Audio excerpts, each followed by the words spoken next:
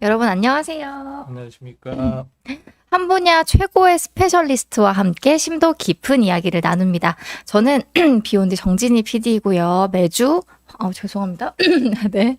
매주 화요일 밤 9시에 인사드리고 있는 우리 시대 최고의 스페셜리스트를 찾아서 코너입니다. 오늘도 귀한 분 어렵게 모시고 질환에 대해서 좀 자세히 알아보고 여러분들의 고민도 나누어 보는 그런 시간 준비해 봤습니다. 오늘의 주제는 바로 위암입니다. 위암은 우리나라 사람들이 가장 많이 걸리는 암 중에 하나이고요. 실제로 몇 년 전까지만 해도 우리나라 암 발생 부동의 1위인 암이기도 했는데요. 요즘에는 조금 줄었다는 내용도 있고요. 다시 1위를 했다 이런 내용도 있는데요. 어쨌든 우리나라 사람들이 가장 많이 걸리는 암 중에 하나, 이 위암에 대해서 좀 자세히 알아보는 시간 갖도록 하겠습니다. 오늘은요, 특히 위암 치료의 정말 최신 트렌드를 알아보려고 하는데요. 이 분야의 최고의 스페셜리스트를 모셨습니다. 바로 중앙대 광명병원의 김형호 교수님 모셨습니다. 교수님 안녕하세요. 예, 안녕하세요. 만나뵙게 돼서 반갑습니다. 아유, 감사합니다. 오늘 귀한 자리 해주셔서 정말 감사의 말씀을 드리고요. 오늘 비욘디 스튜디오 이렇게 처음 나와 주셨는데요. 시청자분들께 인사와 소개를 조금 부탁드리겠습니다. 네, 안녕하십니까. 이런 자리에서 뵙게 돼서 영광입니다. 저는 중앙대학교 의과대학 중앙대학교 광명병원 외과에서 위암을 담당하고 있는 김형호라고 그럽니다. 네. 오늘 정말 위암에 대해서 자세히 알아보고 특히 최근에는 어떤 이제 치료법들이 이루어지고 있는지에 대해서 좀 자세히 알아보려고 하는데요. 교수님 소개 먼저 조금 도와드리겠습니다. 교수님께서는 이미 다양한 매체에서 많이 좀 소개가 되셨고 특히나 이제 위암 치료의 선구자로 많이 좀 알려져 있으신데요. 1996년 우리나라 최초로 복강경 위암 수술을 시행했고 이제 98년 위암에서 복강경 위절제술 프로그램을 우리나라에 도입했다 이런 내용이 좀 있더라고요. 요즘에는 이제 복강경 수술 정말 널리 진행하고 있는데 그 당시에 처음 이제 교수님께서 우리나라에 이렇게 좀 예, 사실은 그 위암을 복강경으로 누가 처음 했나 이거는 사실은 그렇게 이게 무슨 스포츠 게임이 아니고 하기 때문에 저 개인적인 생각은 이게 내가 우리나라에서 맨 먼저 위암을 했다 이거는 별로 중요하다고 생각하지 않고요.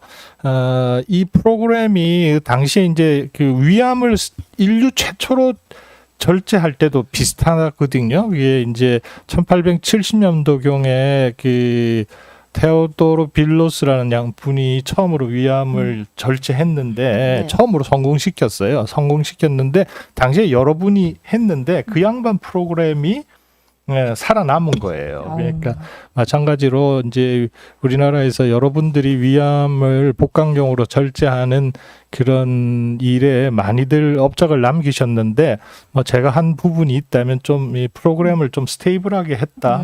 그런 정도의 의미 있지 않을까 개인적으로 그렇게 생각합니다. 예. 네, 또 너무 겸손하시게. 아니, 진짜로. 예. 네, 그러면은 당시에 이제 그 프로그램을 조금 안정적으로 하는데 조금 이제 기여를 해주셨다. 네, 왜냐하면 수술이 되게 어려웠어요. 왜냐하면 지금처럼 이제 복강경과 관련된 여러 장비들을 수술을 하려면 예를 들어 기구도 이제 지금 우리가 흔히 말하는 이게 지금 4K 이런 거잖아요. HD 4K 이런 네네. 그 비주얼 그러니까 그 해상도를 가지는 카메라로 찍고 이렇게 대중들한테 보여드리고 하는 건데 위암 그 복강경 수술, 로봇 수술 마찬가지거든요. 그 어느 정도의 해상도로 그 병변을 보느냐 이런 거였는데 당시에는 680 이게 아니고 그 당시에 내가 정확하게 표현을 하자면 VHS 정도 해상도예요. 그러니까 일단 해상도가 낮고 그다음은 지금 카메라도 3CCD 이렇게 아주 해상도가 아주 그 센서가 많이 들어있는 그런 CCD를 쓰지만 당시에는 그 CCD 칩도 하나 칩이었고 또 하나는 이제 조직을 자르고 붙이고 하는 여러 가지 기구들이 아직 미비한 상태였기 때문에 수술이 굉장히 힘들었었어요.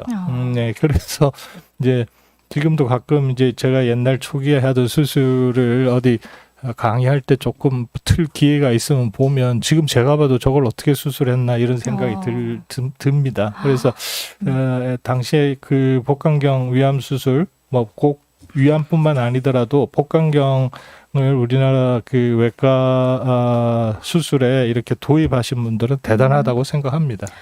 그러니까 30년 전과 지금을 비교하면 정말 말도 안 되게 많은 발전을 했다. 네, 예, 그럼요. 이렇게 좀 설명을 주셨습니다. 실제로 현재까지 5,500례 이상의 수술을 좀 집도하셨다고 들었습니다. 이게 정말 압도적인 숫자인데요. 오늘 주제가 이제 위암 치료 어떻게 좀 변화했고 요즘에는 어떻게 치료하고 있는지 이런 부분들을 좀 자세히 여쭙고자 합니다. 그리고 실제로 이제 교수님 그 전 세계 많은 의사들이 이런 수술법을 배우기 위해 좀 많이 찾아오고 있다 이런 내용도 좀 있더라고요. 네, 예. 제가 이제 처음에 이제 외과 전문의하고 해외 연수를 갈 기회가 있었는데 그 미국에 갔었어요. 미국에 이제 복강경 아주 큰 빅센터 가서 이렇게 구경하는데 어떤 우연한 기회에 기계가 이렇게 꺼져 있었어요. 그런데 이제 누가 와서 켜줘야 되는데 이 사람이 없어서 내가 그 기계 만지려고 그러니까 그 초대했던 사람이 만지지 말라 그러더라고요. 네. 그래서 이게 미국의 시스템이구나. 뭐 스위치 하나 켜고 끄는 것도 이 설티파이 된 사람이 끄고 켜는구나 이런 거를 어릴 때 느꼈었고요. 그래서 이제 배우러 가는 사람의 입장에서 얼마나 서러운가 이런 거를 절실히 느껴서 이제 우리가 복강경 수술이나 이런 여러 가지 사회 전반적인 상황이 개선이 돼서 이제 외국에 있는 분들이 가끔씩 와요. 지금 이제 그런 횟수가 기회가 좀 조금씩 줄어들고 있긴 하지만 외국 의사들이 많이 왔죠. 일본도 오고 싱가포르도 특히 저는 싱가포르에 있는 위암하는 분들이 제 제자가 좀 많이 있는 편입니다. 그러고 이제 또 이제 아웃리치 프로그램으로 몽골이라든지 이렇게 그다음에 이제 러시아라든지 이런 개발도상국의 이제 의사들이 이제 아무래도 외국에 와서 공부하는데 경제적으로 상당히 어렵잖아요. 그래서 이제 그런 분들을 위한 이제 우리가 옛날에 도움 받았듯이 그 나라에도 의사라는 그 위치에 있는 사람들이 상당히 앞서 있으니까 그런 분들한테 이제 그런 교육의 기회를 주고 하는 거는 꼭 의학을 가르친다라기보다 우리나라를 그런 개발도상국이나 여러분들한테 알리는 그 좋은 기회가 된다 이렇게 생각하죠. 많이들 오세요. 꼭 저뿐만 아니라 다른 그 선생님들도 상당히 많이 와서 연수하고 배우고 가고 그렇게 하죠. 잠시 왔다 가시는 분도 있고 1년씩 2년씩 있다 가시는 분도 있고 그렇습니다. 그러니까 실제로 그래도 세계에서 많은 분들이 우리나라에 정말 이 수술을 좀 배우러 오신다라고 말씀을 주셨습니다. 윤희님께서는 저희 미국에서 시청해주고 계신 아주 감사한 구독자님이신데 정말로 만약에 이제 그럴 일이 있으면 안 되지만 이런 위암에 걸리면 한국에 가는 걸 고려해 보시겠다고. 그 좋은 생각이세요. 이거. 네. 왜냐하면 저도 미국 교포분들 환자분들 많거든요. 많고 이제 가끔 이제 그 수술 받고 미국 가셔서 팔로업 하시는데 좀 우리하고 조금 약간 트렌드가 틀리고 좀 서투르다 이런 느낌을 받을 때가 많아서 한국에 와서 수술하시는 걸 적극 권해드립니다. 네. 고수진님께서도 우리나라 의료가 역시 최고죠 이렇게 말씀 주셨고, 정말 아주 자부심이 느껴지는 그런 말씀을 해주셨는데요. 실제로 최근에 그 싱가포르에 계신 의사 선생님께서 교수님께 수술을 받기 위해서 우리나라에 오셨다 이런 내용도 좀 화제가 됐습니다. 그분은 이제 그 신경과 의사세요. 신경과 의사시고 여기 그 싱가포르 제너럴 그 외과병원이라고 그 싱가포르 제너럴 하스피탈이라고 국가병원인데 거기에 이제 국가암센터가 있는 병원이거든요. 그 병원이 싱가포르에서는 국립병원 중에 제일 큰 병원이에요. 거기서 이제 오랫동안 계시다가 지금은 이제 개인 클리닉을 하고 계신 분인데 위암에 걸리셨어요. 그래서 이제 거기 자기가 몸담고 있던 싱가포르 그 제너럴 호스피탈에서 이제 먼저 항암 치료를 먼저 했어요. 항암 치료를 먼저 하고 저한테 이제 수술 받으러 오셨죠. 오셔가지고 항암 치료 잘 들었어요. 처음에는 뭐 임파선 전이도 있고 좀 그랬는데 항암 치료를 잘 들어가지고 암이 굉장히 줄어들고 이래가지고 결국은 위를 많이 살렸죠. 예, 살리고 그분들은 또 그 우리하고 약간 그 암의 병변이 달라요. 그 위식도 경계부 암이라 그래갖고 이제 위도 손을 봐야 되고 식도도 손을 봐야 되고 하는. 조금 이제 위암 수술 중에는 상당히 뭐 위암 수술이 다 고난도이긴 하지만 그 중에서도 상당히 좀 위험한 부위를 수술해야 되는 그리고 또 합병증이 생길 위험성도 상당히 있는 그런 부위의 암인데 뭐 다행히 잘 치료가 돼서 예. 그리고 이제 결국은 이제 조직 검사에서 그 조기암이 아주 조금 0.2mm인가 아니 2mm인가 원래는 막 굉장히 좀 컸었는데 2mm인가 3mm인가 하는 정도로 암이 확 줄어가지고 아주 뭐 해피하게 이제 다 자기 나라로 돌아갔죠. 예. 와, 아마 네. 그 양반이 찾아서 뭐 저를 찾았다기보다는 이제 제가 싱가포르에 제자들도 많고 친구들도 많고 하니까 이제 싱가포르는 위암에 대한 임상 경험이 많은 나라가 아니기 때문에 아마 그 전문가들이 아마 저를 추천했을 것 같아요. 그래서 오신 것 같아요. 네, 어쨌든 싱가포르에 계신 이제 선생님께서 교수님께 수술을 받으러 오셨고 결과도 아주 좋으셨다 이런 내용을 좀 말씀 주셨는데요. 좀 궁금한 것들이 생깁니다. 아까 좀 나라마다 생기는 양상이 조금 다르다라는 말씀을 주셨잖아요. 이게 실제로 좀 기사를 보니까 우리나라가 굉장히 위암의 발병률이 높은 나라 중에 하나더라고요. 이게 확실히 좀 인종적인 차이가 있는 암인가 봐요. 그러니까 인종적으로 차이가 있다는 건 이제 유전적 배경을 말씀하시는데 이제 그 말씀이시고요. 특히 이제 서구 이런 데는 유전성 경량에 의해서 이제 생기는 암들이 많습니다. 그걸 우리가 이제 디퓨즈 타입 캔서라고 그러는데 이제 그런 종류의 암들이 많고 그건 조금 위로 따지면 위쪽에 생겨요. 위 상부나 그렇죠. 위치가 상부, 식도 가까이에 생기는 거죠. 그래서 위식도 경계부 암이라 그러는데 거기는 뭐 영국만 해도 전체 위암 환자의 50%가 거기 생겨요. 50%가 거기 생기고 대개 거기는 이제 가족성 경량이 있고 나이가 젊고 그런 게 이제 특징이고요. 우리나라는 그거보다는 이제 만성 염증에 의한 위암이 많아요. 그렇기 때문에 위 아래쪽에 주로 좀 많이 생기죠. 아래쪽으로. 예. 그러니까 뭐 이제 치료하는 입장에서 보면 우리나라 암이 좀 더 뭐라고 그래야 되나? 조금 이제 식도 경계부 암보다는 조금 다루기가 조금은 좀 더 낫다고 그래야 되나? 예, 뭐 좀 그러죠. 예.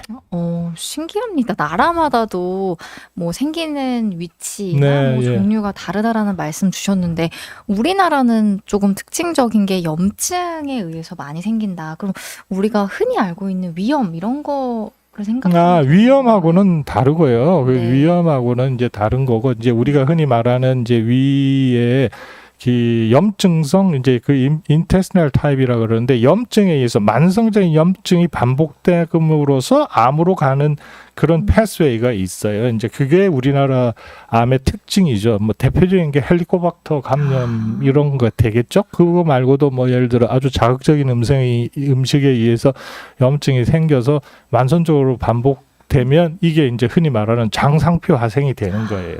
장상표 화생이 되면 그때부터는 이제 암으로 가는 거예요. 암으로 천천히 가는 거예요. 그러니까 장상표 화생은 우리가 전구병변이라 그러거든요. 그러니까 이게 모두 암이 되지는 않죠. 왜냐하면 사람이 수명이라는 게 있기 때문에 장상표 화생으로 있지만 결국 암까지 가지 않고 사람 수명을 다하는 경우도 있고 아니면 이제 장상표 화생이 급격히 진행을 해서 위축성 위염이 되고 이것이 이제 암이 되고 하는 그런 바람 과정으로 가는 경우도 있고 하기 때문에 그런 이제 그 순서로 암이 생기는 게 우리나라 암의 특징입니다. 특징이고 근데 다행히 이제 이런 그 염증성 패스웨이에서 이제 암이 생기는 거는 사회 환경적인 요소가 많거든요. 그러니까 옛날부터 이제 우리가 아주 이제 위생 상태나 그 환경이 좋지 않을 때는 위암이 굉장히 많았었는데 미국도 마찬가지예요. 1920년도에 미국에서 가장 흔한 암은 위암이었어요. 위암. 그런데 이제 그런 여러 가지 사회 환경적인 요인이 개선이 되고 그다음에 그런 그 암이 생기는 여러 가지 기전에 대해서 이제 좀 더 잘 알게 되고 하면서 그런 게 개선이 되면서 위암이 주는 거죠. 위암이 주는 거고 우리나라는 다행히 이제 조금 꺾여가지고 약간씩 줄어요. 한 10만 명당 정확하게 제가 수치는 기억이 안 나는데 10만 명당 조 발생률로 따졌을 때 매년 한 마이너스 4.5씩 줄어요. 네, 그래서 조금은 이제 줄고 있다 이렇게 말씀드릴 수 있죠. 그러나 여전히 위험 굉장히 위험한 암이에요. 암이어서 이게 준다 이게 뭐 중요한 트렌드라고는 생각 안 해요. 그래도 여전히 경계심을 가지고 치료를 잘 하셔야 돼요. 이게 잘 생기나 안 생기나 잘 봐야 돼요. 왜냐하면 아시는 것처럼 우리나라 국민이 평균 수명을 살면 3명 중에 한 분이 암에 걸리시잖아요. 네. 3명 중에 한 분이 걸리는데 그중에 뭐 순서로만 따져도 폐암, 위암, 대장암, 유방암 이런 것들이 메이저 암이고 이런 암들이 발생률이 높고 사망률도 높고 하기 때문에 뭐 이게 1등이다, 2등이다 이거 별로 중요 안 하다 이렇게 말씀드리기 싶습니다. 그러니까 순위로만 보면은 조금씩 뭐 줄어드는 것 같기는 하지만 여기 자체에 의미를 둔다기보다 워낙에 발생률이 높은 암이기 때문에 좀 잘 발견하는 것이 중요하다라는 말씀을 주셨습니다. 이제 우리나라 위암의 특징에 대해서 좀 몇 가지 말씀 주셨는데요. 좀 더 자세히 여쭙겠습니다. 특이하게 어쨌든 우리나라 뭐 사회 문화적인 이유 여러 가지 이유로 우리나라가 위암의 발생이 굉장히 많은 나라인데 헬리코박터도 좀 한 가지 말씀을 주셨어요. 우리나라가 이 헬리코박터의 감염이 좀 특히나 높은가요? 네, 높았다가 지금 조금 떨어지는 추세로 알고 있는데요. 그러나 이제 이게 헬리코박터를 그러니까 암에 걸려서 수술받은 분이 헬리코박터 감염이 있다. 그럼 반드시 재균하라예요. 그러나 일반인들이 헬리코박터 균에 감염이 있는데 재균해야 되냐? 그럼 아직 몰라요. 잘 몰라요. 왜냐하면 헬리코박터를 걸렸다고 다 암이 되는 것도 아니거니와 왜냐하면 아프리카 같은 데는 헬리코박터 감염률이 90% 이상이에요. 그런데도 위암의 발생이 그렇게 높지 않거든요. 그러니까 여러 가지 그 요인이 관여를 할 텐데 아직까지는 우리나라에서 이제 근거를 기반으로 해서 말씀드리면 일반인이 헬리코박터에 감염이 됐을 때 재균을 하면 그만큼 항생제가 남용이 되는 거예요. 그렇기 때문에 또 다른 그 전반적인 부작용을 만들 수 있기 때문에 이 부분은 뭐 제가 전문가가 아니기 때문에 더 말씀드리기는 어렵지만 헬리코박터가 있다고 반드시 일반인들이 재균을 해야 된다. 그거는 아직까지는 조금 근거가 미약하다 이렇게 말씀드릴 수 있을 것 같습니다. 그렇군요. 반드시 뭐 꼭 재균을 해야 된다라고는 좀 말씀드리기는 어렵다 이런 말씀 주셨고요. 또 우리나라가 위암이 많은 이유 중에 하나가 또 식습관의 영향도 있다고 잠깐 말씀을 주셨는데 뭐 공감한 댓글들 많이 주고 계시거든요. 뭐 매운 음식도 뭐 나쁜 것 같다. 식습관도 무시하지 못할 것 같다. 이런 말씀 주시는데 실제로 뭐 우리나라의 뭐 음식 식단과 좀 영향이 있는지요? 음식은 흔히들 매운 음식과 관련돼서 이제 경계심을 가지는 분이 많은데 매운 음식은 실제로는 위암의 발생과는 큰 상관관계가 없습니다. 없고 우리나라보다 뭐 맵게 먹는 나라 많잖아요. 태국, 뭐 멕시코 이런데 위암 발생이 우리보다 훨씬 적거든요. 그렇기 때문에 매운 음식이 문제는 아니고요. 짠 게 문제입니다. 짠 음식. 소금이 많이 들어가면 이게 이제 그 대사 과정에서 발암 물질을 더 많이 생산하거든요. 그렇기 때문에 짠 음식이 이제 위암 발생과 관련이 있다. 이건 밝혀진 사실입니다. 사실이고 매운 음식은 정확하게 말씀드리면 별 상관관계 없는 것 같다. 이렇게 말씀드리고요. 그다음에 술도 약간 관계가 있지만 뭐 걱정하시는 것처럼 두세 배 높다 이건 아니고 술은 이제 다른 문제를 또 많이 만들죠. 담배는 확실히 모든 암과 관련이 있습니다. 위암도 통계적으로 한 1.5배 이상 더 많이 발생시키는 걸로 돼 있고 뭐 폐암 같은 거는 거의 뭐 28배 이상 많이 발생시키는 걸로 돼 있기 때문에 예. 담배, 술, 뭐 이런 것들, 담배, 특히 담배 이런 것들이 이제 영향을 주는 요소가 되죠. 그러니까 음식은 뭘 먹어서 위암을 예방하냐, 뭐 이런 거는 없고요. 음식으로 뭐 암이 예방되는 건 아니고 뭘 안 먹어야 되냐 이거 굉장히 중요한데 아까 말씀드린 것처럼 짠 음식, 뭐 술, 담배 뭐 이런 것들. 그 다음에 이게 그 흔히 말하는 붉은 고기 있잖아요.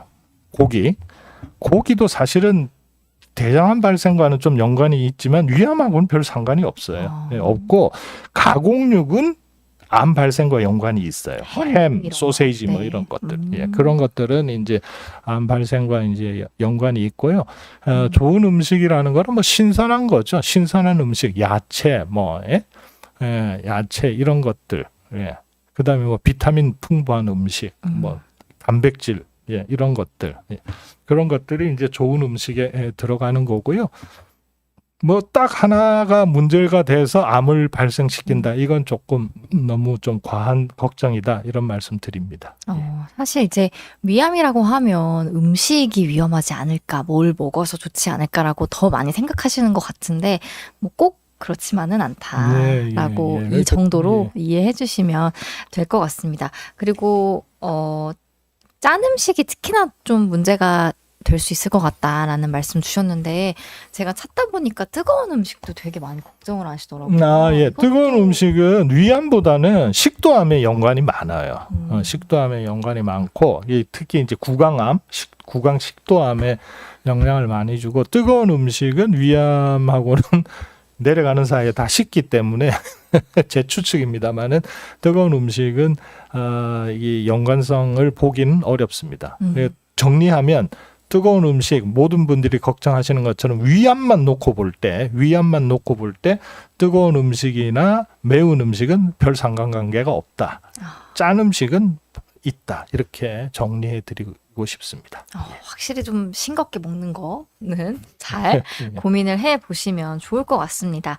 그리고 아까 그 헬리코박터 관련해서 한 가지만 더 여쭤볼게요. 네. 내가 헬리코박터균에 감염이 됐는지 안 됐는지 어떻게 해야 알 수 있죠라고 궁금해하시는 분들이 있을 것 같아요. 이게 내시경만 하면 알 수 있는 건지 아니면 어떤 추가적인 검사를 여러 가지 검사가 해야 되는지. 있는데요. 네. 제가 그거는 제가 전문 분야 아니라서 네네. 뭐 정확하게 말씀드리기는 어렵고 그 소화기 내과 선생님들하고 상의하셔야 될 것 같고요. 이렇게 호기 테스트라 그래가지고 이렇게 불어서 검사하는 것도 있고 내시경으로 검사해서 조직 검사하는 것이 제일 정확한 걸로 되어 있죠. 여러 가지 방법이 있죠. 예. 네.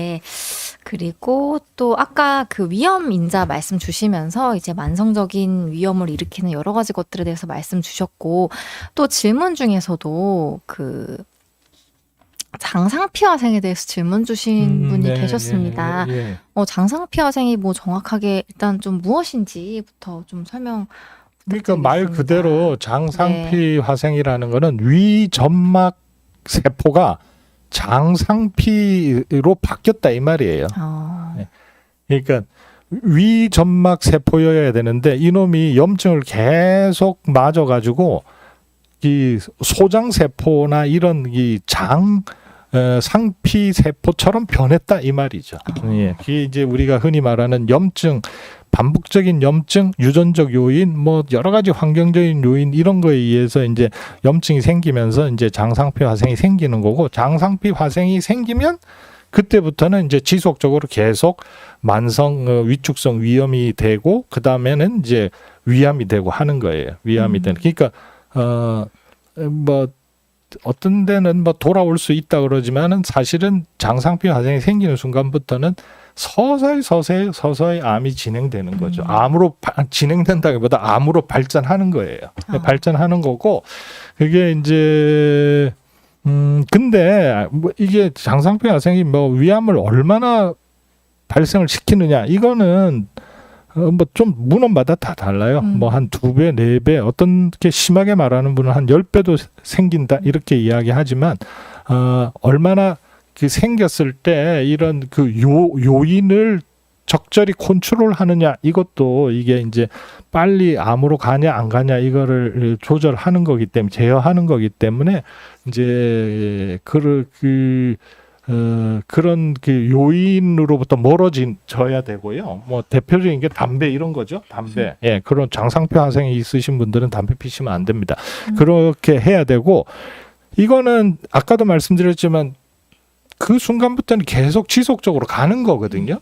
가는 건데 이걸 천천히 가게 만드는 게 중요하고 그다음에는 이게 천천히 가면서 암이 되기 전에 발견을 해야 되는 거예요. 이게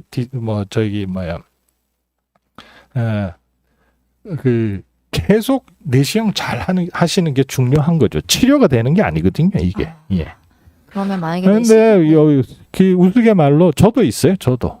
예, 그러기 때문에 한국 분들한테 아주 흔해요. 저도 있기 때문에 이게 그냥 아유 전전긍긍하셔가지고 뭐 이게 암이 된다던데 뭐 그렇게 심각하게 생각하실 필요는 없고 뭐 되긴 하지만 그냥 주기적으로 내시경 잘 하시는 게 중요하죠. 예.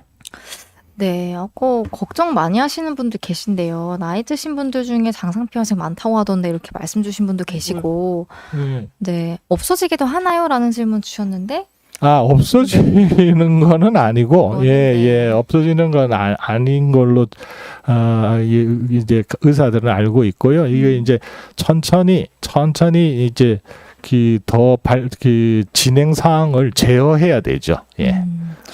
네, 어쨌든 뭐 발견되셨다고 하시는 분들은 좀 더 자주 검사 받으시면 2년에 한 번 하시면 되죠. 1년에 그러나 이제 조금 더 뭐 위험하다든지 좀 이상하다든지 하는 분들은 1년에 반드시 한 번은 하셔야 되고요. 네, 장상피 화상에 대한 설명을 또 주셨습니다. 그리고 한 가지만 더 여쭙고 우리가 이제 치료에 대한 부분을 좀 자세히 알아보려고 하는데요.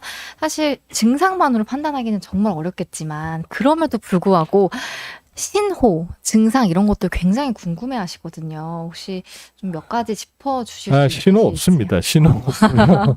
그래서 이제 국가에서 40세 이후로 그 내시경 하시라는 거잖아요. 신호 없습니다. 이게 뭐 아무렇지도 않은 분도 뭐 죽을 것처럼 아프다고 말씀하시는 분도 있고, 그 다음에 뭐 내일 돌아가실 분도 거의 벼랑끝까지 오셨는데도 뭐 전혀 증상 없는 분도 있고요. 그렇기 때문에 옛날에 진단 기술이 좋지 않을 때 이제 증상이나 이런 걸 이제 의사의 육감에 의해서 이제 진료를 하고 진단을 하던 시대에는 그게 중요했지만 현재는 뭐 객관적으로 그 검사를 하고 내시경하고 하는 것들이 있기 때문에 지금 뭐 어떤 증상으로 이 병을 진단하고 뭐 이런 시대는 아니라고 보고요. 내시경을 주기적으로 국가에서 권하는 주기적으로 2년에 한 번씩 하시는 걸 잊어버리시면 안 되죠. 예. 가장 확실한 진단 방법 내시경을 좀 강조를 뭐 여러 가지를 예방해요. 장상피 화상에서 뭐 암이 가는 것도 예방하고 또 조기 암인데도 조기 암이 되게 진행암으로 가는데 한 2년 이상 걸려요. 그러니까 암이 이게 발견이 되잖아요. 발견이 되는데 사실은 암이 눈에 보여야 발견이 되는 거잖아요. 근데 너무 초기 때 뭐 예를 들어 뭐 1, 2mm 암이 뭐 점막에 살짝 있다. 그걸 어떻게 사람이 알겠어요? 의사들이 모르죠. 그런 거는 넘어갈 수 있단 말이죠. 넘어갈 수 있는데 이제 괜찮구나. 그래서 한 3, 4년 있으면 이제 병이 커지는 거예요. 그러니까 2년마다 내시경을 반드시 하라는 건 상당히 의미가 큰 거예요. 여러 가지 질환도 예방할 뿐더러 암이 걸리더라도 손쉬운 단계에서 대처하게 할 수 있는 그게 되기 때문에 2년마다 내시경 하시기를 꼭 권해드립니다. 그런 검사 주기가 다 그 과학적인 근거를 토대로 그럼요. 나온 거군요. 그럼요. 이것도 좀 궁금해요. 위암은 어쨌든 발견되는 데까지 좀 시간이 조금 걸린다. 그러니까 세포 수준부터 발암 과정부터 말씀드리면 이게 이제 세포가 이제 암화되는 거잖아요. 이 암 세포로 변하면서 이게 암이 되는 과정은 10년 이상 걸려요. 예.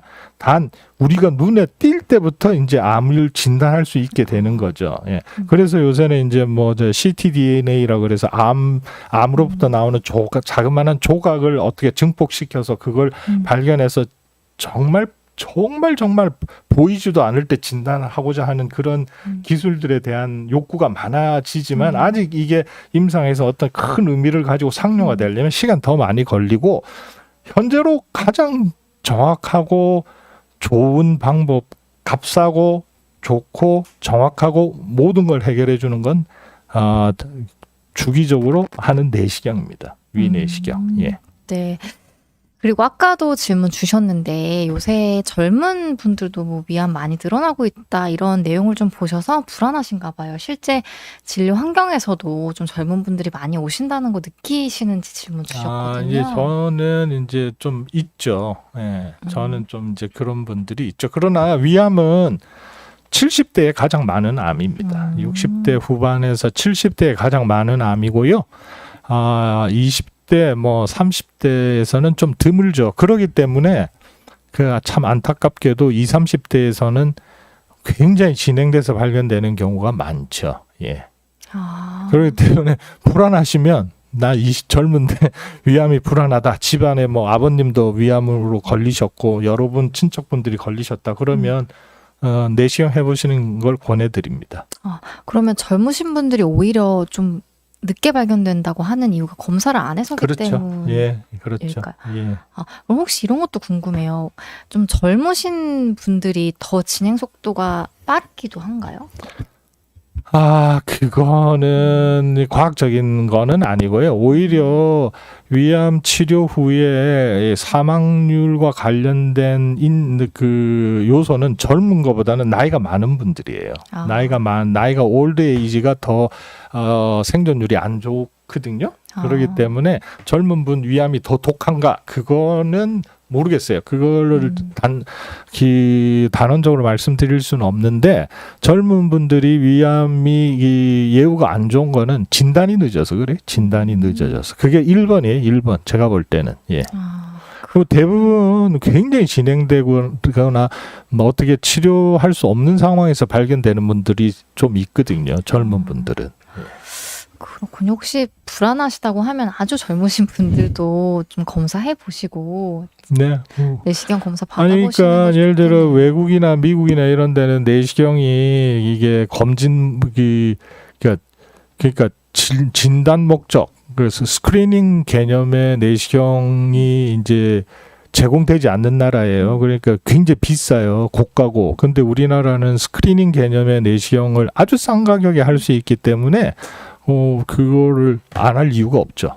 그러니까 윤희님께서 미국은 대장 내시경은 검진에 들어가 있는데 위내시경은 없어서 한국에서 하고 오려고요. 이런 댓글 주셨고 또 많이들 가족력도 하시죠. 있으시다고.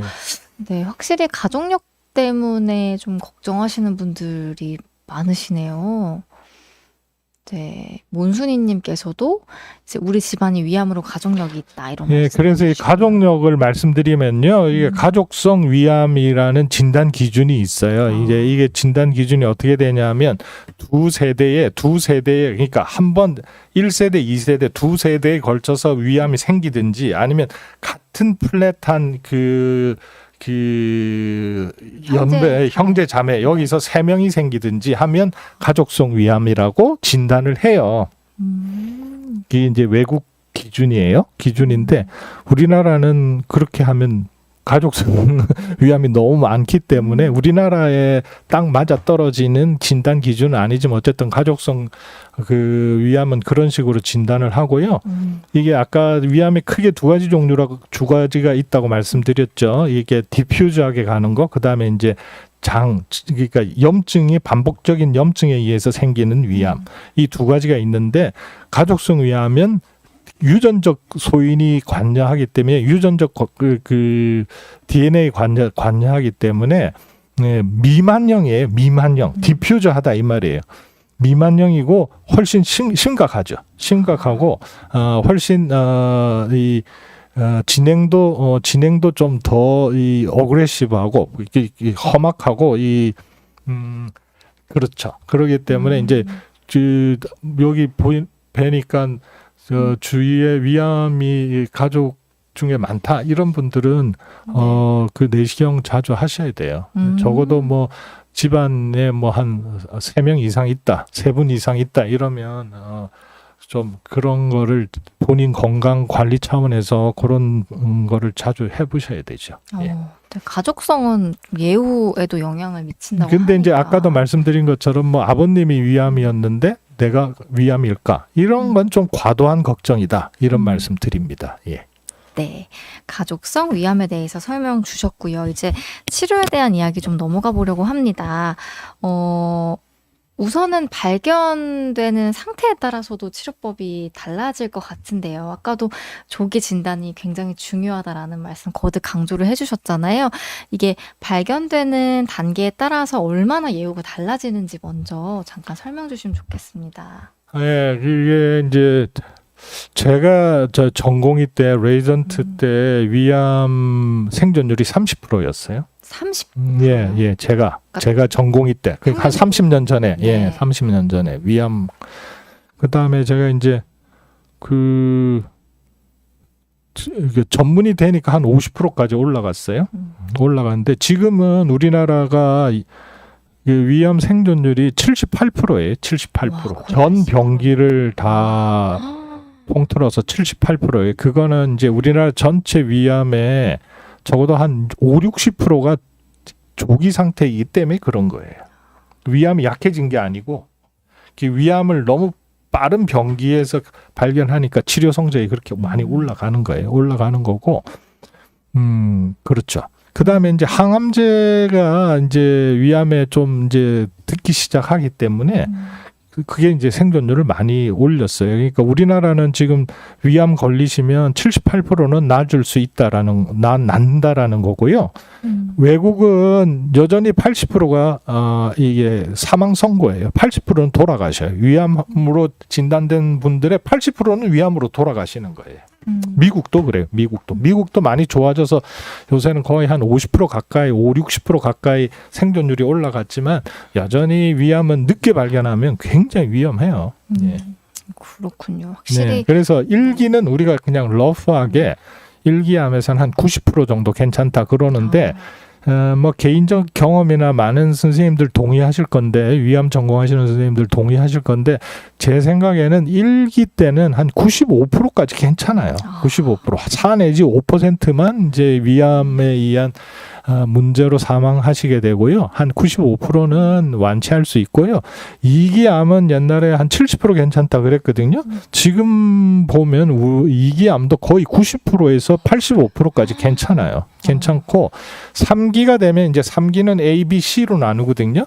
3기 A기 같으면 한 70% 후반대. 예. 3기 C기로 가면 한 50%까지 확 떨어져요.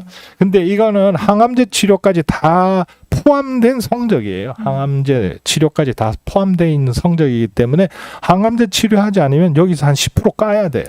그러니까 예를 들어 내가 이기암으로 진단받았는데 뭐 림프절 전이가 있는 이기암인데 아유 괜찮아 나 항암제 치료 안 할래 그럼 10% 까먹는 거예요. 그렇기 때문에 반드시 2기, 3기 진단 받으신 분들은 항암제가 힘들어도 하셔야 돼요. 그게 10% 정도 생존율을 증가시키기 때문에 반드시 하셔야 되죠. 여기서 말씀드리고 싶은 게 4기암이에요. 4기암. 아까 말씀드린 것처럼 위암이 굉장히 치료 성적이 우리나라는 다른 나라에 비해서 굉장히 잘 관리되고 있고 치료 성적도 뭐 전 세계 탑이에요. 굉장히 좋지만 여전히 4기암은 지난 30년간 큰 진전이 없어요. 여전히 4기암에 걸리시는 분들의 전체 생존율은 뭐 5%에서 10% 미만입니다. 그렇기 때문에 이 마지막 극복해야 되는 영역이다. 이렇게 말씀드리고 싶네요. 예. 그러니까 3기까지만 발견이 되셔도 정말 4기랑은 기회가 있죠. 예. 3기까지만 해도 적극적으로 치료하시면 이 기회가 있죠. 기회가 있는데 4기암은 사실 굉장히 힘들어요. 예, 참 마음이 아플 때가 많죠. 예. 그렇군요. 어쨌든 조금이라도 빠르게 발견하는 게 네, 치료의 그게 정말 제일 예후를 결정하는 예. 큰 요인이다라는 네, 말씀을 좀 주셨습니다. 몇 가지 이제 설명 주시면서 언급을 주셨는데, 뭐 항암제도 많은 발전을 이루었고, 뭐 3기까지만 돼도 정말 적극적으로 치료해 볼 만하다라는 말씀도 주시고 하셨는데요. 이제 크게 좀 주목해야 할 최신의 어떤 좀 치료의 방향이 있다면 어떤 것들 조금 더 있을까요? 네, 이 슬라이드 네. 좀 이게 우리나라 이게 이제 위암 치료하는 의사들의 네. 이게 흔히 말하는 자습서예요, 자습서. 예, 자습서고요. 그래서 이제 이게 이제 옛날에는 이제 뭐 위암의 권위자가 이야기하면 그게 법이었지만 요새는 그렇지 않고 이렇게 치료와 관련된 여러 가지 진단, 치료, 예후와 관련된 여러 가지 논문들을 이제 근거를 주는 거죠. 근거. 이 치료법의 근거는 아주 높다. 이 치료법의 근거는 뭐 대충 뭐 보통이다. 이 치료법의 근거는 뭐 형편없다. 뭐 이런 식으로 그레이딩을 하고요. 그 다음에 임상 현장에서 이런 치료는 강력히 권고된다. 아니면 뭐 경우에 따라서 해볼 만하다. 아니면 경우에 따라서 하면 안 될 것 같다. 아니면 이거 절대 하면 안 돼. 뭐 이런 식으로 이제 근거의 수준을 나누고 권유하는 그레이딩을 한 거예요. 이걸 이제 해서 보면 이게 전체적으로 위암에 걸리면 어떻게 하라. 이게 이제 이 가이드라인인 거죠. 가이드라인인 거예요. 그래서 여기 보시는 것처럼 초기 위암에 많은 부분은 되게 이런 조건을 만족해야 돼요. 이걸 자세히 설명해 드릴 수는 없고 그거는 이제 주치의생님하고 상의하셔야 되는데 조기 위암에 림프절 전이가 없을 수 있는 환자들. 조기암이라고 림프절 전이가 없는 거 아닙니다. 조기암도 림프절 전이 30% 합니다. 네, 30% 하기 때문에 그런 환자분들은 수술 받으셔야 돼요. 그런 환자분들은 수술 받으셔야 되고요. 그렇지 않은 분들은 이렇게 내시경 절제술이라 그래서 내시경 점막 절제술이라 그래서 이런 조건들을 만족할 때 내시경으로 점막 절제하는 거죠. 그럼 네. 궁금한 게 그러면 정말 검진하러 내시경 받다가 이런 조기 위암이 발견돼서 수술을 하는 경우도 그럼요. 꽤 많다는 꽤 거죠. 있죠. 예, 꽤 많죠. 와. 예, 많죠. 지금은 뭐 지금 데이터는 정확하게 모르겠는데 그 2015년, 16년 데이터는 반반이었어요. 반반. 수술 반, 내시경 점막 절제 반. 지금은 내시경 점막 절제가 더 늘었을 거예요. 왜냐하면 그 적응증 자체가 확대됐거든요. 예, 그래서 확대돼 있고요. 그렇지 않고 조기암이지만 전이가 있을 위험성이 있는 환자분들은 위절제를 받으셔야 돼요. 위절제를 받으셔야 되고 그다음에 진행암인데 2기, 3기를 의심하는 분도 위절제를 받는 거예요. 수술을 받는 거고요. 다 퍼졌다. 뭐 예를 들어 전이가 있다. 다른 장기에 전이가 있다. 이런 분들은 수술보다는 항암제 치료를 먼저 고려하죠. 항암제 치료를 고려해서 항암제 치료에 반응이 있고 좋아졌다. 그럴 때는 수술을 고려하는 거죠. 수술을. 이걸 그러니까 전환 수술이라 그러거든요. 처음에는 수술이 불가능한 상태였는데 치료를 열심히 해서 또 여러 가지 항암제하고 잘 맞아가지고 암이 줄어들어가지고 이제 수술할 수 있는 상태가 됐을로 가는 경우가 있어요. 드물지 않아요. 드물지 않다고. 그런 경우에 이제 수술을 고려해 볼 수 있는 거죠. 이게 이제 전체적인 알고리즘이죠. 그리고 요거는 이제 아까 말씀드린 것처럼 내시경 점막 절제를 어떤 때 하는 거냐? 그 인디케이션을 이렇게 해 놨는데 내시경 점막 절제하고 나서 우리하고 생각하고 다를 수 있잖아요. 예를 들어 뭐 암이 뭐 뿌리가 남았다든지 아니면 뭐 옆으로 물렸다든지 아니면 처음에는 뭐 이게 괜찮을 것 같았는데 뭐 림프관이나 무슨 뭐 저기 혈관 안으로 암세포가 들어갔다든지 이런 경우는 또 수술하셔야 돼요. 그래서 내시경 점막 절제 후에 수술로 가는 경우도 드물지 않죠. 드물죠. 정확한 통계는 모르겠는데 하여튼 그런 경우에 대비해서 이렇게 가이드라인을 만들어 놨어요. 이런 뭐 예를 들어 점막에만 있고 바깥쪽으로는 뭐 조금만 물려 있다. 이러면은 뭐 그냥 지켜보라든지 뭐 아니면 다시 뭐 그 옆에를 다시 내시경 절제를 좀 더 하라든지 아니 이건 안 돼. 기다리면 위험해. 수술 하라. 뭐 이런 식으로 가이드라인이 정해져 있는 거고요. 이건 이제 일본 가이드라인을 제가 가져왔는데 일본도 우리나라하고 똑같이 가이드라인이 있어요. 거의 비슷해요. 우리나라하고 일본하고 가이드라인이.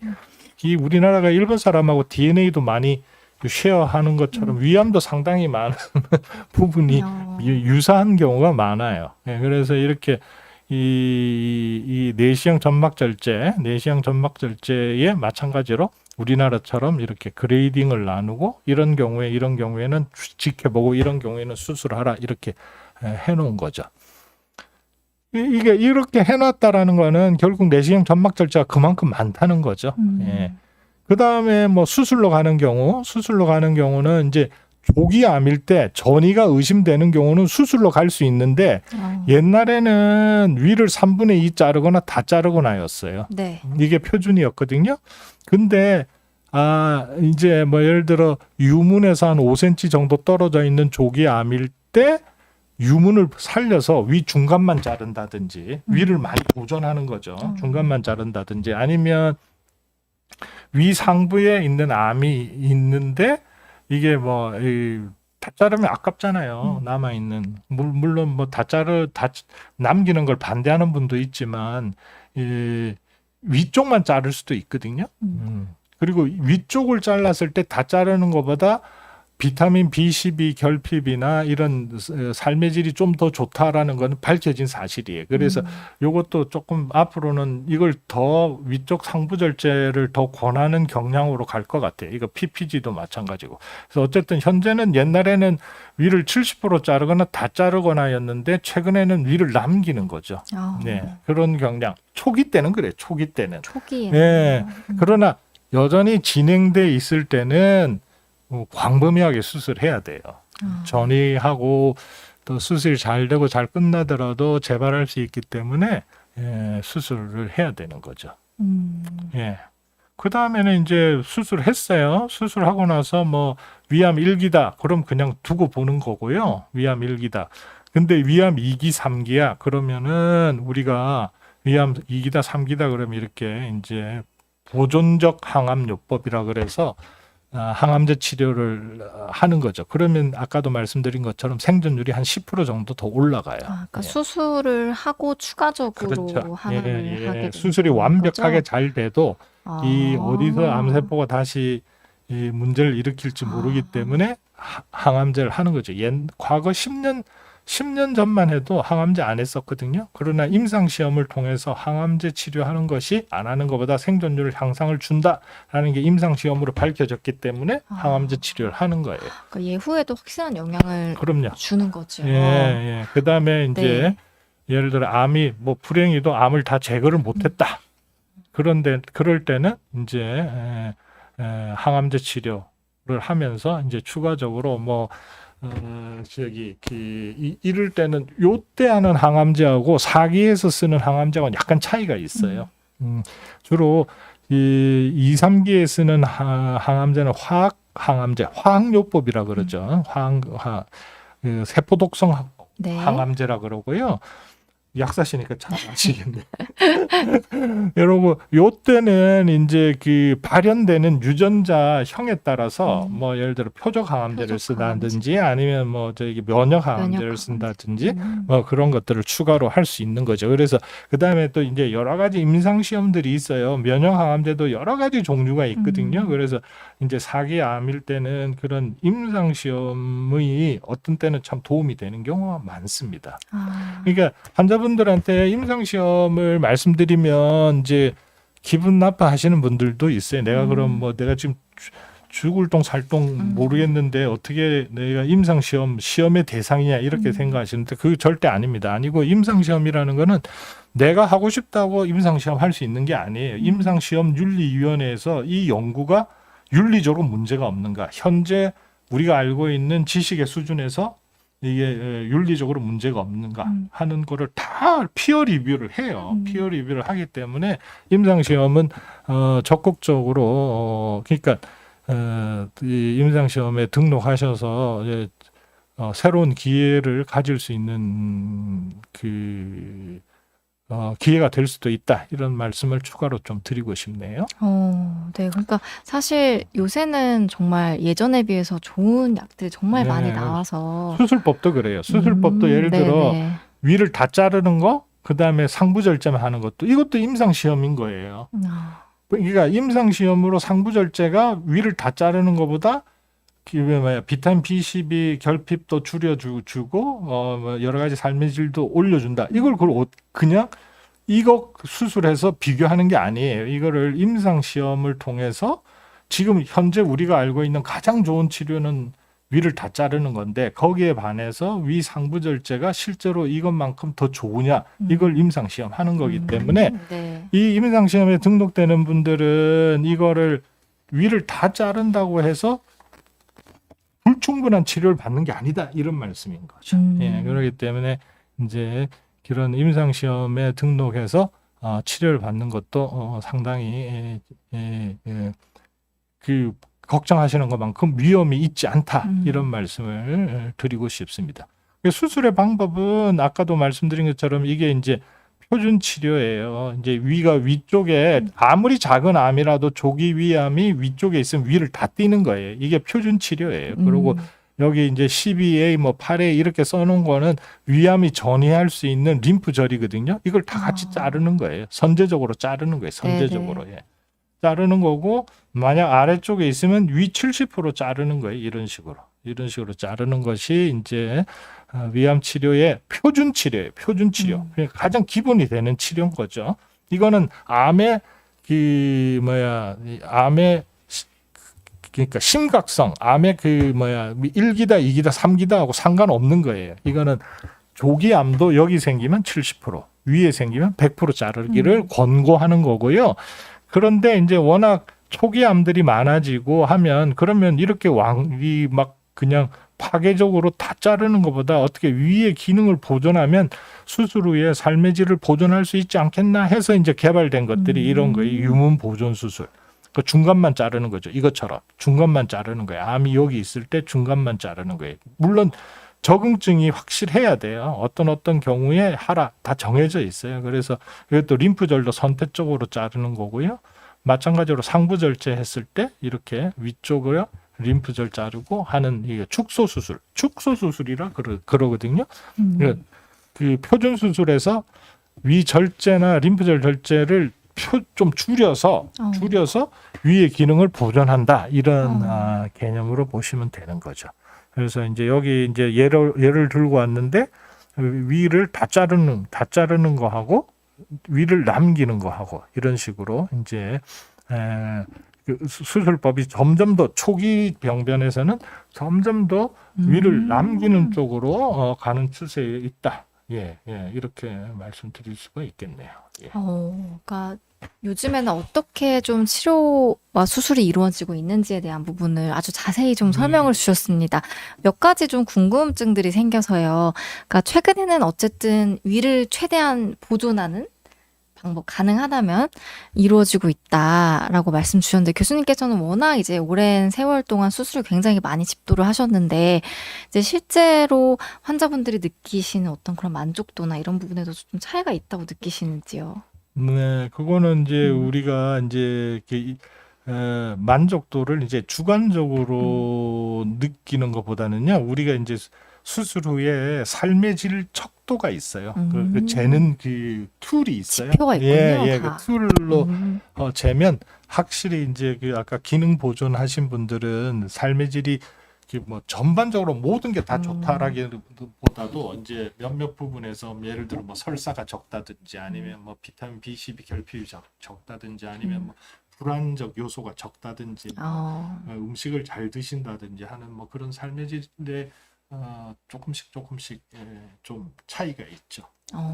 근데 네. 그렇다고 위를 70% 자르거나 100% 자른 게 손해다 이건 아닙니다. 네, 다 필요에 맞게 그렇죠. 상황에 맞게 또 이게 수술을 하신 거니까. 순서적으로 이제 그렇게 이제 수술법이 발전하는 거죠. 그럼 이것도 궁금해하실 것 같아요. 혹시 막 괜히 이걸 남겨서 재발이 조금 더 할 수도 있지 그렇죠. 않나? 예, 그건 단점이에요. 그건 아주 네. 정확한 말씀이세요. 음. 왜냐하면 예를 들어 위 상부절제를 했다. 그럼 남아있는 위에 암이 생길 위험도가 한 5% 돼요. 아. 네, 5% 돼요. 되기 때문에 이제 그다음에 이제 또 중간만 잘랐는데 뭐 이소성으로 우리가 이소성이라 그러거든요. 남아 있는 잔위에 암이 생겨요. 그러나 70% 자른 환자분들도 한 2, 30년 지나서 잔위에 암이 생길 수 있어요. 그런 위험도가 그런 것들은 한 1 내지 2% 정도 되고 상부절제를 했을 경우에 아래쪽에 생기는 위험도는 한 5%, 뭐 아주 많게 보고하는 사람 10%도 보고하는데 그건 아닌 것 같고 한 5%까지 보고하는데 내시경을 자주 하게 되니까 그 잔위에 생긴 암의 90%는 내시경으로 해결을 해요. 내시경 점막절제 아까 말한 것처럼. 모니터링을 계속 하시니까 모니터링을 아무래도. 계속 하니까 그렇게 하고 수술로 가는 경우는 다시 남아 있는 위를 다 띄는 경우는 한 10% 발생하신 분들의 한 10%니까 전체로 따져서는 5%에 10%니까 미미하죠. 아주. 그러니까 다시 수술을 하게 되는 경우도 없진 않지만 확률적으로는 매우 적기 때문에 이제 그런 기회와 손실을 잘 보고 이제 선택을 하게 된다라는 말씀을 주셨습니다. 우스갯소리로 뭐 위암 안 걸리려면 위 다 띄어야죠. 그쵸. 뭐 이론적으로 보면 그렇지만, 그렇군요. 그리고, 아까 항암 선행요법이 어쨌든 늘어났다라는 말씀을 주셨습니다. 사실 이제 항암요법이라고 하면 정말 아주 말기에나 하는 것 아닌가라고 생각하실 수 있는데, 최근에는 2기부터도 시행을 하고 있다는 말씀을 주셨잖아요.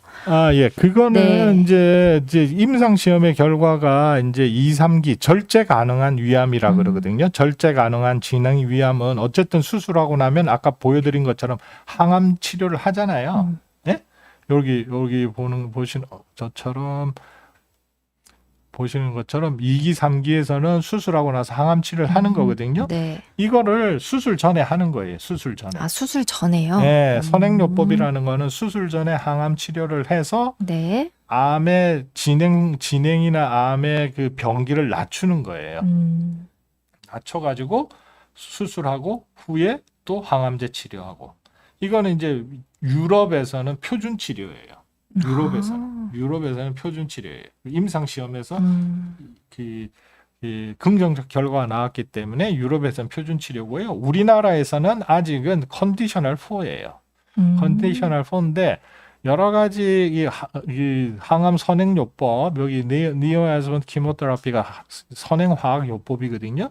이걸 이제 그룹을 보면 그러니까 2기 암에서는 비슷해요. 선행요법을 한 거하고 수술하고 보조적으로 항암 치료한 거하고 결과가 비슷한데 많이 진행돼 있는 경우 있잖아요. 3기 뭐 임파선 전이도 있고 암이 위벽 전체를 뚫은 환자들은 선행요법을 하는 게 좀 더 생존율을 증가시키는 결과들이 많이 나와요, 요새. 네. 그래서 제가 생각할 때는 제 생각할 때는 이제 주치의 선생님하고 상의하는데 뭐 한 2기쯤 된 것 같아요. 그러면 제 생각엔 수술을 먼저 하는 게 좋을 것 같아요. 근데 이제 검사해 보니까 3기 같아요. 전이도 좀 있어요. 이러면 선행요법을 생각해 볼 필요가 있어요. 예. 그렇군요. 그게 이제 주치의 선생님하고 상의를 하셔야죠. 저는 이제 개인적으로 적응증을 임파선 전이가 있고 3기 이상이다 이러면 이제 선행요법을 환자분한테 권유하죠. 예후에도 확실한 영향이 예후에도 있으니까. 영향이 있으니까. 네, 최선의 방법을 좀 찾아야 될 것 같습니다. 이거 궁금해하실 것 같아. 만약에 수술 전에 이제 선행요법을 하면 좀 뭐 얼마나 기간 같은 게 좀 정해져 있을까요? 2달. 예, 그러니까 2번에서 4번이거든요. 2달 동안 받는 거예요. 2달 동안. 용량을 얼마나 쓰느냐에 따라서 4번 할 수도 있고 용량을 풀로 쓰면 이제 2달 하는 거예요. 2번. 2달이란 말은 2번이란 말이거든요. 그래서 이제 그렇게 하는 건데 아직 그것도 어떤 약마다 어떤 프로토콜마다 조금씩 다른데 대개는 2달 선행요법을 하고 나서는 암이 그렇게 줄지 않더라. 이게 이제 지금까지 나와 있는 그 데이터이기 때문에 한 두 번 정도를 풀로 하는 거고요. 약도 암 세포가 내성이 생기거든요. 음. 그렇기 때문에 지금으로 있는 근거로는 2달, 두 달. 2번, 예. 네. 풀도주로 2번, 약하게 할 경우에는 4번에서 2달. 네, 그 정도로 좀 기간도 네. 미리 생각을 해 주시면 좋을 것 같습니다. 그리고 좀 안타까운 말이지만 아까 4기는 조금 이제 결과가 아쉬운 경우들이 많다라는 말씀을 주셨는데 교수님께서 이제 4기 위험 환자들의 치료 결과를 좀 높이기 위해서 많은 좀 고민을 하신다고 들었습니다. 예, 네. 이게 위암이 4기가 되면 어려운 게 이제 암이라는 게 전이를 하잖아요. 네. 전이를 하는데 암은 어디든 전이할 수 있어요. 음. 머리로도 전이하고요, 뼈로도 전이하고요. 음. 뭐 간, 폐, 그다음에 포복강으로도 전이하고 다 전이하는데 그 중에 위암은 제일 골치 아픈 게 복막전이에요. 복막전. 복막은 우리 피부 면적하고 비슷해요. 그러니까 다른 말로 하면 복막에 전이됐다 이 말은 피부에 암이 전이된 거하고 똑같다 이렇게 생각하시면 되죠. 실제로는 세포 수준에 보면 이게 마이크로빌라에 있기 때문에 우리 체포 면적보다도 더 넓어요. 복막이라는 게. 그렇기 때문에 거기에 이제 암세포가 흩어지는 경우가 가장 골치 아픈데 불행히도 위암은 재발이나 전이의 한 50% 내지 60%가 복막 전이에요. 그래서 그게 가장 골치가 아프고요. 그 치료 성적을 보면 복막에 전이되지 않은 예를 들어 뭐 간이나 뭐 폐나 이런 다른 타장기 전이가 있는 경우에 생존율이 복막 전이가 있는 분보다 2배 높아요. 아주 예우도 달라요. 그러니까 다르네요. 똑같이 4기로 분류하는 거지만 제 개인적인 생각은 다른 4기예요. 완전히 다른 4기. 그렇기 때문에 이제 그 복막 전이가 이제 제가 이제 뭐 이제 전문가로서의 수명이 다 됐다기보다 이제 말년에 들어가기 때문에 이걸 꼭 어떻게 좀 이 진일보시키고 싶은 욕망이 있어요. 네네. 예. 그게 이제 뭐 의사과학자로서 해야 될 일이고 하기 때문에 그와 관련된 임상 시험, 그와 관련된 뭐 그 연구, 동물 실험 이런 것들 좀 하고 있죠. 네. 약물 전달 시스템, 뭐 어떤 이런 것도 좀 개발하신다고 예, 뭐 들었는데요. 하고 있는데 아직 말씀드릴 단계는 아니고요. 음. 예, 좀 더 열심히 하겠습니다. 그러니까요. 네. 어쨌든 4기 환자분들도 정말 결과가 이렇게 팍팍 올라가는 그 날이 왔으면 좋겠습니다. 이게 뭐 적절한 비유인지 모르겠지만 인류 최초로 라이트 형제가 하늘을 날았잖아요. 뭐 얼마 못 날랐어요. 한 25m 날랐나? 음. 예, 그러고 나서 음. 인간이 달에 간 게 한 얼마 만에 갔다고 생각하세요? 얼마 만에 인간이 달에 갔을 것 같아요? 100년, 200년 만에 갔을 것 같아요? 안 그럴 수. 아니고 60년 만에 갔어요, 인간이. 네. 67년 만에 이 어. 인류가 라이트 형제가 하늘을 나른 지 67년 만에 인류가 달에 갔다고. 그러니까 희망을 꺾지 마시고 열심히 잘 해야죠. 네, 희망의 말씀도 주셨습니다. 말씀 나누는 가운데 질문을 많이 주시고, 네, 응원의 댓글도 많이 주셔서 댓글 보면서 내용 좀 이어가 보겠습니다. 윤수근님께서는요, 21년 5월 교수님께 수술을 받으셨나 봐요. 너무 관리 잘 하고 있다. 이런 말씀도 주셨네요. 반갑습니다. 네. 그리고, 몬순이님께서는 가족성 위암이 좀 걱정되신다고 교수님 한번 네, 예약하고 뵙고 싶다고 뭐 이렇게 댓글 주신 분도 계시고요. 네, 여러 가지 질문 저희가 잘 정리해두고 있으니까요. 잠시만 기다려 주시면 감사드리겠습니다. 그리고 여러분들의 댓글 좀 이어가 보기 전에 수술법도 다양하잖아요. 여기에 대한 이야기를 좀 여쭙고 싶습니다.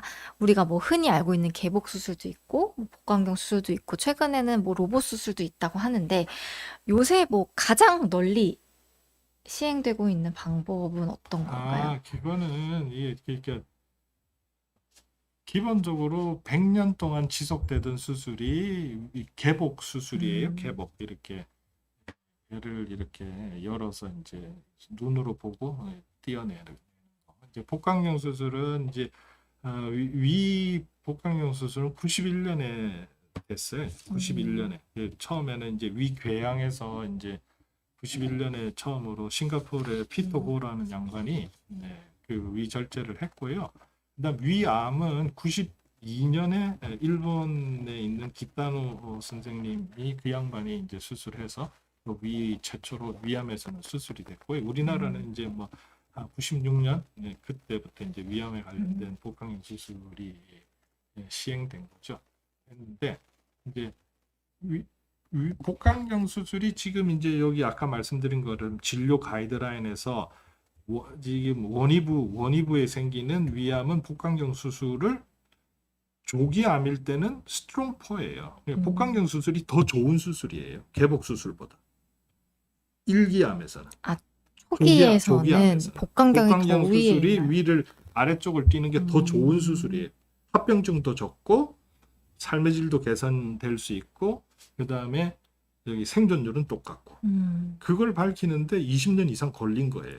임상 시험을 통해서 우리나라가 주도한 임상 시험을 통해서 그게 밝혀진 거고 두 번째로 그럼 진행암에서는 어떠냐? 진행암에서도 복강경 수술이 합병증이나 이런 건 줄이지는 못했지만 생존율이 똑같았어요. 그렇기 때문에 우리나라에서는 현재 진행암 원이부에서는 복강경 수술을 해도 되고 개복 수술을 해도 돼요. 둘 다 할 수 있어요. 그러니까 둘 다 권고가 되는 암이고요. 수술이고요. 그 다음에 그러면 위쪽에 생겼을 때 위 다 자르는 건 어떠냐? 임상 시험 중이에요, 지금. 이제 그 결과가 나오면 복강경 수술을 하라든지 아니면 개복 수술을 하라든지 이제 그게 있겠죠. 있겠고요. 그래서 복강경 수술은 개복 수술하고 검증이 많이 된 수술이에요. 임상 시험이나 여러 가지를 통해서 종양학적 안정성, 그다음에 합병증 이게 이미 이제 거의 검증이 끝나가는 단계에 있는 수술 방법이에요. 그다음에 이제 로봇 수술. 로봇 수술은 복강경 수술, 개복 수술과는 비교할 바가 아니죠. 이미 복강경 수술이 개복 수술보다 좋다는 증거가 많기 때문에 로봇 수술하고 복강경 수술하고는 이제 비교하는 연구들이 나오는데 아직 로봇 수술이 복강경 수술이 개복 수술보다 좋다는 근거를 많이 만든 것처럼 로봇 수술이 그 근거를 만들었냐? 아니에요. 아직 아니에요. 그래서 일본 그 권고안이나 우리나라 권고안이나 로봇 수술을 조기암에서는 해볼 수 있지만 환자하고 충분히 상의하라 이렇게 돼 있어요. 가이드라인. 그러니까 어떤 수술이 좋냐? 이거 사실 무의미한 거예요. 무의미한 거고 내가 봐서는 뭐 차도 그렇잖아요. 자동차 살살 모는 사람이 있고 험하게 모는 사람이 있고 하는 거와 마찬가지로 어떤 수술이 좋냐? 그러면 저는 단언컨대 피 적게 나는 수술. 뭐 개복을 하든 복강경을 하든 로보트를 하든 피가 적게 나오고 안전한 수술이 좋은 수술이다 이렇게 말씀드릴 수 있죠. 그렇기 때문에 그냥 이게 수술이라는 게 제가 이런 질문을 너무 많이 받아서 제가 그때마다 드리는 말씀 수술은 운동 경기가 아니에요. 뭐 100m 달리기도 아니고 무슨 승패가 나는 게 아니다 말이에요.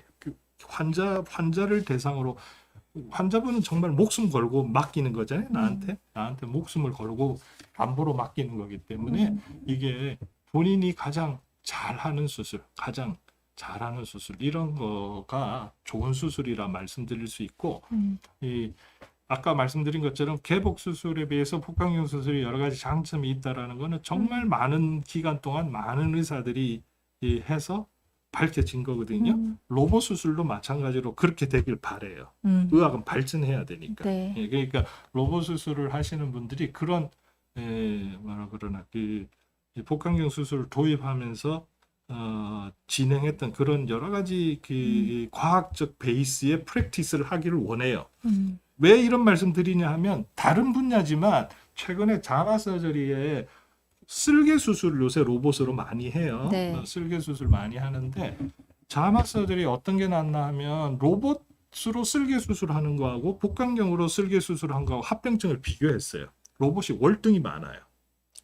그래서 거기서 뭐라고 결론 내렸냐면 복강경으로 하나 로봇으로 하냐 쓸개 뛰는 거는 로봇 수술의 장점이 그렇게 뭐 엄청나게 있는 것도 아닌데 장점이 밝혀지지 않은 수술을 그렇게 많이 하는 거는 바람직하지 않다 그런 결론을 낸 게 그게 과학적인 접근이다 이 말이죠. 그러면 또 로봇 수술하시는 그 쓸개 수술하시는 선생님들 좀 섭섭하게 생각하실지 모르겠지만 그게 이제 그런 것들을 환자분들하고 잘 상의를 해야 돼요. 네. 그런데 만약 저한테 로봇 수술 해주세요 하면 저는 로봇을 잘하는 선생님들 많거든요. 그 선생님한테 가서 받는 게 더 나한테 받는 것보다 좋다라는 거죠. 나는 복강경 수술을 충분히 잘할 수 있는 의사고 나보다 로봇 수술을 더 잘하는 의사가 있기 때문에 로봇 수술 원하시는 분은 이제 그런 의사분들을 찾으시면 되죠. 그러니까 이게 환자의 상태에 따라서도 다를 테고 또 그 교수님의 어떤 충분한 경험 이런 것도 아주 중요한 네, 요소가 될 수 있겠습니다. 근데 그냥 궁금한 게 단순히 생각했을 때 복강경 수술이 개복 수술보다 어쨌든 상처가 적으니까 이제 좋을 것 같다는 생각이 분명히 있는데 그럼 로봇 수술이랑 복강경을 비교했을 때 로봇 수술의 장점은 뭐예요? 그러니까 로봇 수술이 네. 복강경 수술보다 좋다. 이걸 로봇으로 해야 된다는 장점이 있으려면 합병증이 적어야 되겠죠. 네네. 예? 네. 합병증이 적어야 되겠죠. 그래서 지금까지 어떤 것도 복강경 수술보다 로봇 수술에 합병증이 적다라는 연구 결과가 없었었어요. 비슷해요. 비슷하다. 근데 네네. 일본에서 작년엔가 나오는 연구가 하나가 합병증이 적다 나왔어요. 근데 이제 연구라는 거는 프라이머리 엔드포인트가 있거든요. 통계적인 방법이기 때문에 어떤 그 유의성을 보냐 하면 그 연구는 수술 관련된 합병증이 적은 걸 보는 연구예요. 근데 수술 관련된 합병증은 로봇이나 복강경이나 똑같아. 근데 흔히 말하는 감염이나 뭐 이게 무기폐라든지 하는 뭐 감염과 관련된 내과적인 문제의 합병증이 로봇이 적었어요. 네? 예, 그래서 로봇이 더 합병증이 적다 이렇게 이야기하지만 그건 사실은 조금 이제 그 프라이머리 엔드포인트를 비껴간 부분이 있기 때문에 이게 더 좋다 이렇게 말하기는 어렵고 현재 일본에서 로봇 수술이 수술 관련된 합병증이 복강경보다 적다라는 연구를 진행 중에 있어요. 임상 연구를. 이제 그 결과가 나오면 이제 좀 결론이 나겠죠. 그렇군요. 아직 좀 비교를 하고 있는 임상시험들이 진행하고 있다. 이런 말씀을 좀 주셨습니다. 네, 수술 방법에 대한 설명을 좀 주셨고요. 그러면 교수님께서 이제 생각하실 때 위암 치료에 있어서 가장 중요한 게 어떤 거라고 생각하세요?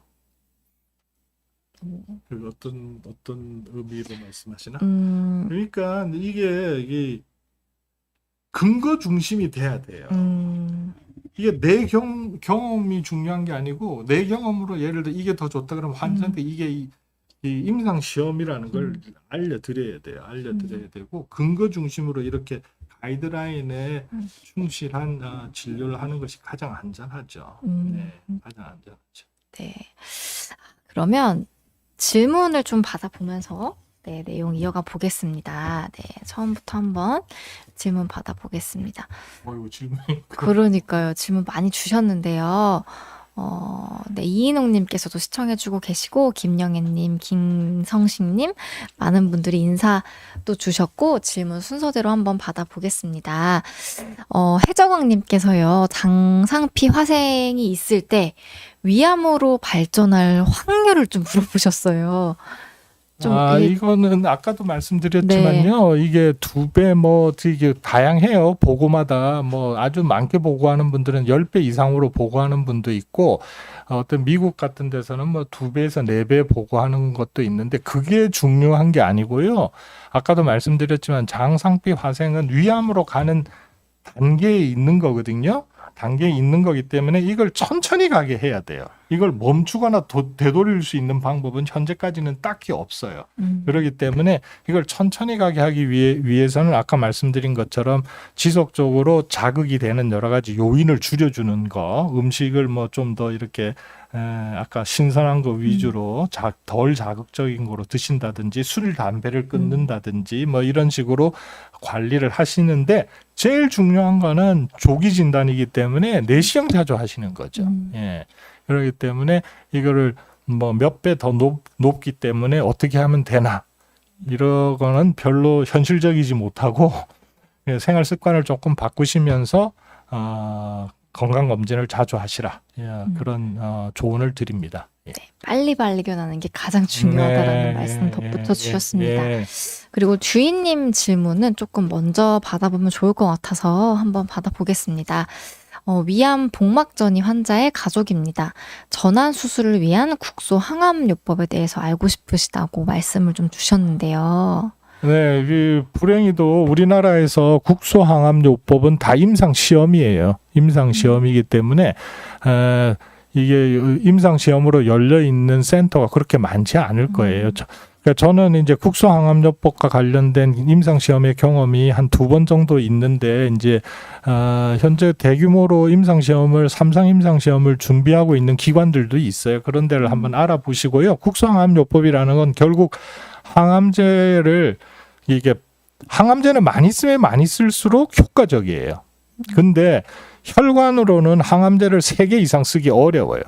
힘들거든요.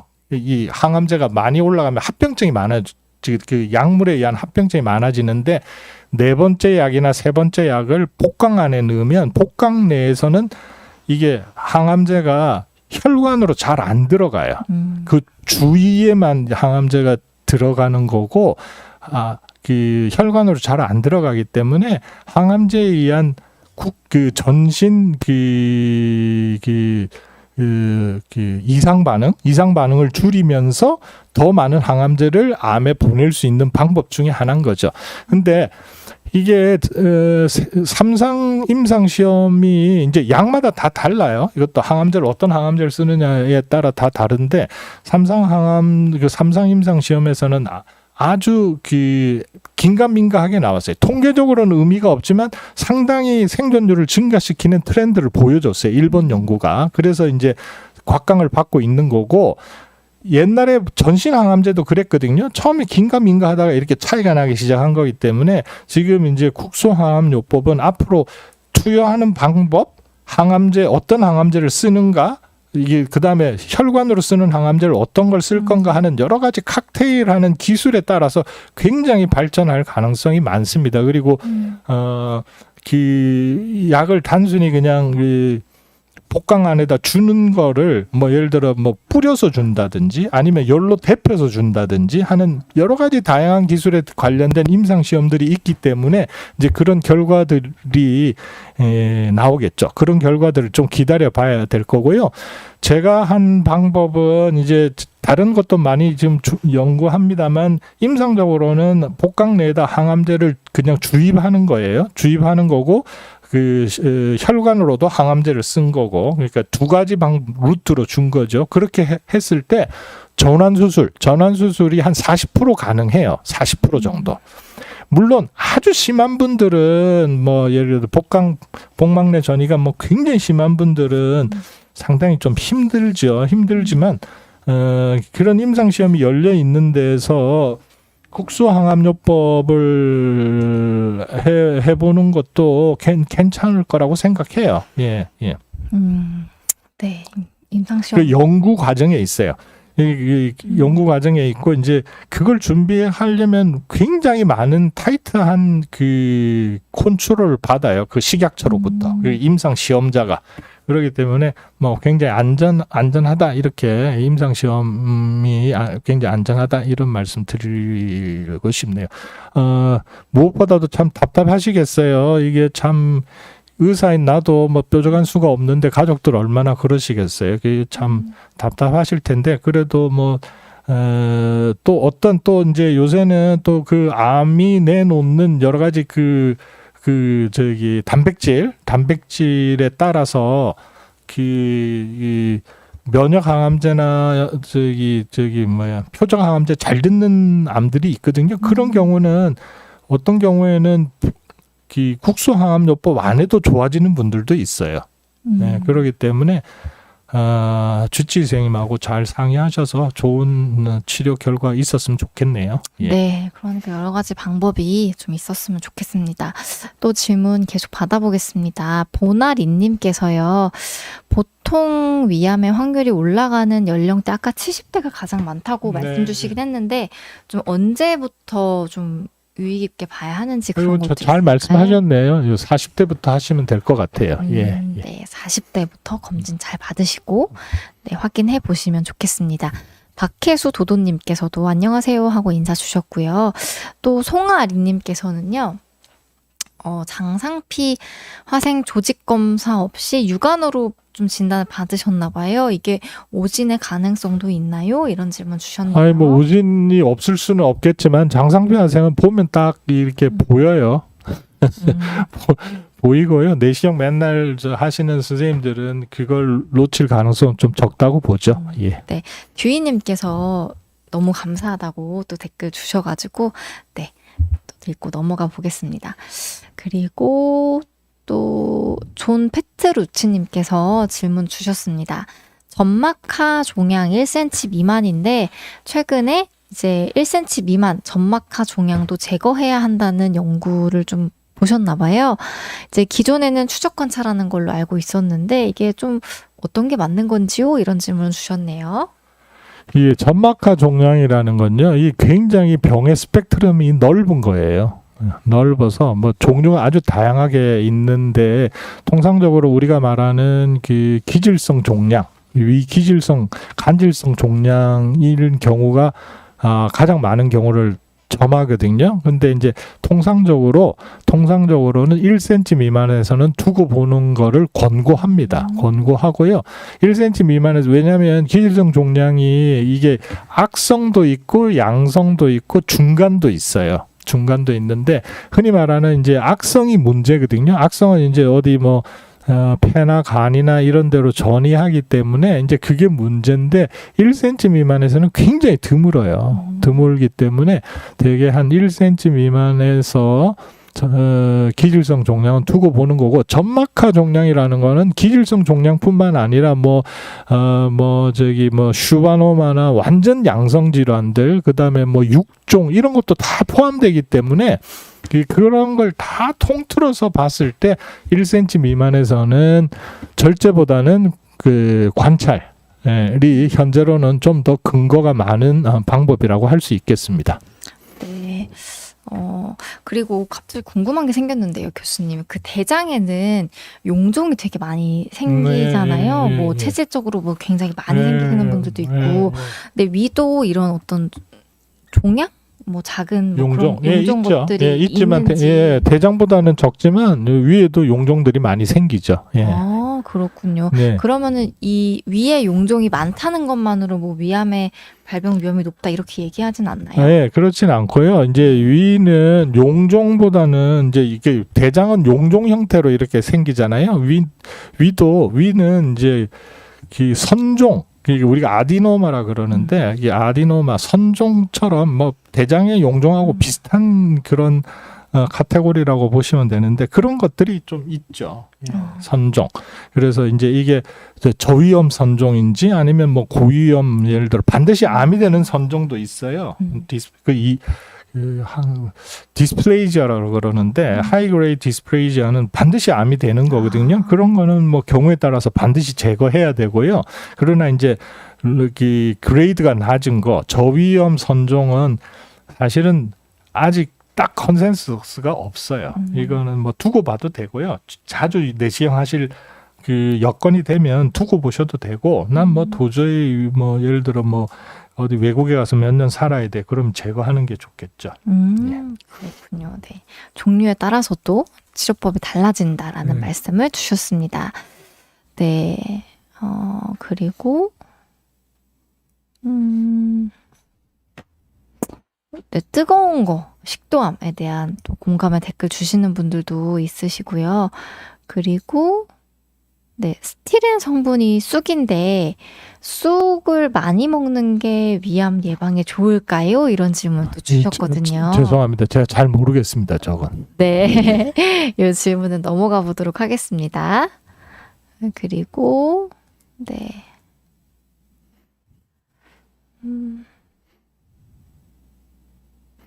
그 담배와 관련된 그 코멘트들이 좀 있으신데요. 담배는 최근에 그 논문에 의하면 이제 가장 문제가 뭐 심혈관계 질환도 많이 만들지만 이제 암과 관련돼서는 폐암이 담배와 관련돼서 굉장히 위험 요소잖아요.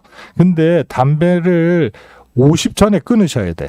50 이후에는 끊어도 폐암의 발생을 줄이지 못해요. 위험도를 줄이지 못하기 때문에 어차피 나중에 이제 나이 드시면 여러 가지 이유로 담배들을 끊으시는 분들이 많은데 이왕에 끊으실 거면 50 전에 끊으세요. 그래야지 폐암이 생길 위험도를 낮출 수가 있어요.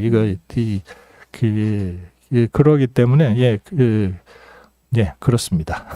금연도 유의미하려면 빠르게 네. 끊으시는 게 확실히 그러니까 좋다. 폐암만 놓고는 봐선 그러고요. 심혈관계 질환도 굉장히 많이 발생시키기 때문에 담배는 뭐 당장 끊으시는 게 맞겠죠. 네. 그리고 위점막하 종양도 내시경 수술이 가능한가요? 뭐 아주 좋은 적응증이죠. 내시경 수술이라는 게 이제 복강경 수술 말씀하시는데, 그러면 대부분 복강경 수술을 진행하고요. 최근에는 아주 적은 거, 뭐 1cm나 이렇게 사이즈 적은 거는 진짜 위 내시경으로도 하는 추세에 있는데, 그건 아직 좀 검증이 더 필요할 것 같고요. 수술로 이제 복강경 수술이 이게 표준 치료죠. 네, 5cm 미만에서는 표준 치료입니다. 위점막하 종양. 위점막하 종양 한 번만. 위점막하 종양이라는 거는 그러니까 위가 이게 층이 있잖아요. 네 층이 이제 점막이에요. 그 다음에는 점막 하층, 그 다음에는 이제 근육층, 그 다음에 이제 장막 하층, 그 다음에 장막층, 이렇게 층이 4층으로 돼 있단 말이에요. 여러 층으로 돼 있는데 대개 암은 점막에서부터 생겨요. 점막에서 생겨서 파고 들어가는 거예요. 그 점막에서 생기고 점막하로 파고 들어가고 근육층을 파고 들어가고 나중에는 위벽을 뚫고 나오는 거예요. 그게 이제 암이에요. 그런데 점막하 종양은 점막은 멀쩡하고 점막 아래에 종양이 생기는 거예요. 이해되시나요? 그러니까 내시경으로 봐서 조직 검사하면 다 정상이에요. 정상이죠. 점막에는 아무 이상이 없으니까. 점막 아래쪽에 혹이 생기기 때문에 내시경으로 보면 이렇게 혹이 보이는 거죠. 네, 그래서 기질성 종양도 그러고 웬만한 점막하 종양은 4cm 아니고 5cm 미만에서는 다 복강경 내시경 수술로 띄는 것이 일반적이죠. 그리고 저는 뭐 그런 경험도 있는데 한 10cm 된다. 그럼 요새는 항암제를 먼저 써요. 네, 항암제를 먼저 써서 사이즈를 줄여서 내시경 복강경으로 절제하죠. 작년이었나? 올해 초였나? 아주 젊은 여자분이셨는데 한 10cm쯤 됐어요. 10cm쯤 됐는데 이제 수술을 했는데 먼저 항암제 요법을 써서 그 한 2번 쓰고 수술했더니 그게 한 5cm 미만인가 3cm 미만으로 줄었어요. 그래서 굉장히 위도 많이 남기고 수술로 좋은 결과를 본 적이 있죠. 그렇기 때문에 이게 제가 말씀드린 거는 저만 할 수 있는 게 아니에요. 웬만한 병원에 웬만한 위기 전문가들은 다 하는 방법이니까 그 선생님들하고 상의하시면 될 것 같아요. 네. 그리고 봄봄님 질문 한번 보겠습니다. 역류성 식도염, 위축성 위염도 위암이 될 수 있나요? 라는 질문 주셨네요. 위축성 위염은 위암의 전구병변입니다. 그래서 위축성 위염은 잘 봐야 돼요. 그러니까 우리가 아까 말하는 그 장피 화생에서부터 이제 진행이 더 되면 위축성 위염이 오는 거거든요. 그러면 그 다음에 이제 암이 생기는 거기 때문에 위축성 위염이 있으신 분들은 내시경 자주 하셔야 되고요. 역류성 식도염하고 위축성 위염하고는 별 상관이 없어요. 역류성 식도염은 이제 되게 바레시 식도, 그러니까 위식도 경계부에 이제 상당히 위쪽에 생기는 이제 바레시 식도에 의한 암 이런 거를 만들 수 있는데 굉장히 드물어요. 우리나라는 외국에는 많은데 우리는 굉장히 드물어요. 저는 뭐 바레시 식도에서 위암이 생기는 그 해서 그게 보통 한 식도 한 4cm까지 이렇게 위쪽에 생기거든요. 생기는 암은 내 평생에 2번인가 3번밖에 못 봤어요. 그렇기 때문에 우리나라에서는 물론 뭐 제가 적게 봤다고 적은 건 아니지만 어쨌든 굉장히 드물어요. 우리나라에서는 영육성 식도염 때문에 위암이 생기는 거는 외국에 비해서는 상당히 드물다. 이렇게 말씀드릴 수가 있겠네요. 예. 네. 어쨌든 영육성 식도염, 위쪽성 위염은 내시경을 거르지 말고 잘 하셔야죠. 예. 네. 그리고 존 페트루치님께서 그러면 음식이나 이제 생활들도 아주 이제 수년 후에는 원인이 될 수도 있겠다. 조심해야겠다. 이런 또 댓글 주셨고요. 그건 너무 비약이신 것 같아요. 예. 네. 그리고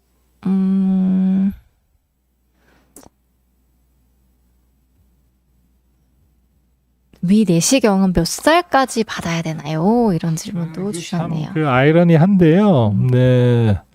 되게 이제 저는 이제 가이드라인이 없는데 되게 80대 이후에는 건강검진을 안 권하시죠. 예, 안 권하시고 80세 이후에는 뭐 건강검진 안 권하시는데 대개는 그래도 이제 요새는 뵈니까 90세에도 뭐 암이 생기면 수술을 받으시는 분들이 있어요. 그리고 옛날 90대하고 달리 건강하신 분들 많아서 90세 가까이에 수술을 하는 경우가 뭐 드물지 않죠.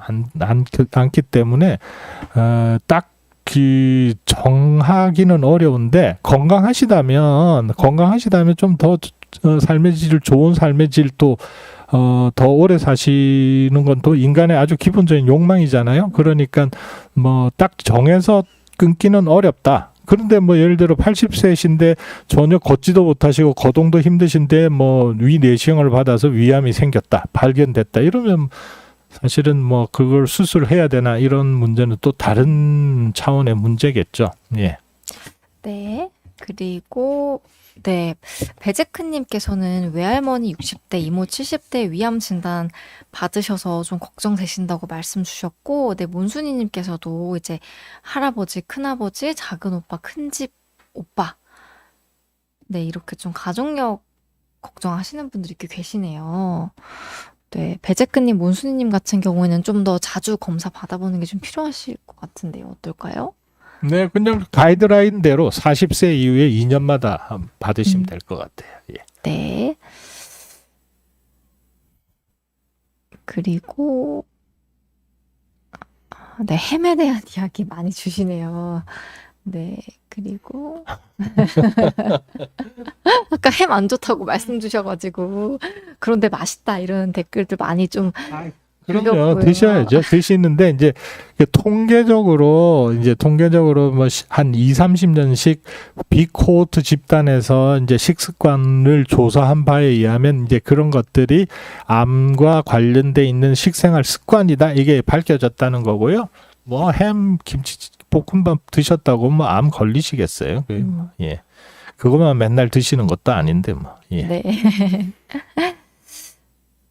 그리고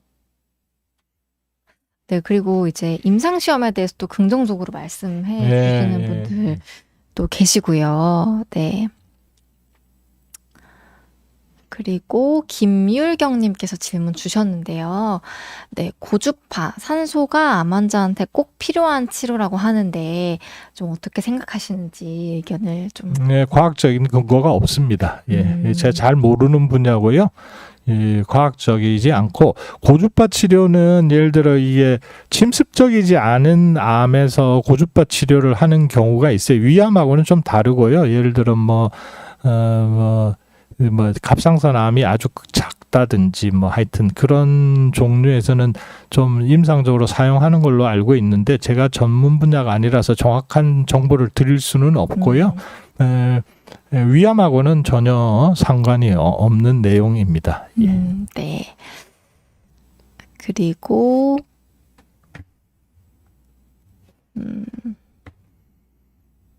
몬순이님께서 이제 다른 데가 많이 안 좋아서 이제 진통제와 약을 드시는데 속이 너무 안 좋아서 좀 힘드시다고 음식을 먹어도 소화가 안 되고 또 속이 너무 아파서 먹을 때가 너무 힘드시다고 이런 말씀 주셨는데요. 저는 근데 사실은 저는 이제 암과 싸우는 일선 라인에 있는 사람이고요. 제가 볼 때는 그 지금 질문 주신 선생님한테는 저는 적절한 의사는 아닌 것 같고 그 소화기 내과 선생님이 좀 더 저보다는 잘 맞을 것 같아요. 예. 네, 소화기내과를 먼저 가보시면 좋겠다고 말씀을 주셨습니다. 그리고 또 보나리님께서요, 최근에 이제 암 치료에 있어서 중입자 가속기가 이제 궁극의 치료법이다 이런 기사를 좀 보셨다고 합니다. 이제 복막에 전이가 돼서 예후가 무척 나쁜 절망적인 상태에서도 이게 좀 정말 혁명적인 기술이 될 수 있을까요? 이런 질문 주셨네요. 아닙니다. 그건 아니고요. 중입자 가속기라는 거는 암에다가 아주 고용량의 에너지를 주는 거예요. 딱 그 부분만. 그 주위의 정상 조직은 별로 해를 안 입히면서 딱 그 부분에다가 에너지를 줘서 암세포를 괴사시키는 기술이거든요. 그러니까 복막 전이하고는 전혀 상관없는 거예요. 복막 전이는 암이 다 흩어져 있는 거기 때문에 그 중입자 가속기로 온몸을 다 때릴 수는 없잖아요. 그렇기 때문에 중입자 가속기는 아주 선택적인 거. 예를 들어 뭐 최근에 흔히 말하는 그 뭐 전립선 암이라든지 그 침습적이지 않은 그런 암에서는 어느 정도 효과 있는 걸로 돼 있는데 흔히 말하는 뭐 그 고용 종양에서는 아직까지는 좀 그 적용할 수 있는 기술은 아니라고 저는 알고 있습니다. 예. 네. 그리고 또 로봇 수술 가격이 좀 비싸다 이렇게 댓글 주시는 분도 계시고요. 그리고 대장은 선종이 암 전 단계라고 하던데 위에서는 선종이 대장 선종과는 다른가 봐요 하고 엔젤님께서 질문을 주셨는데요.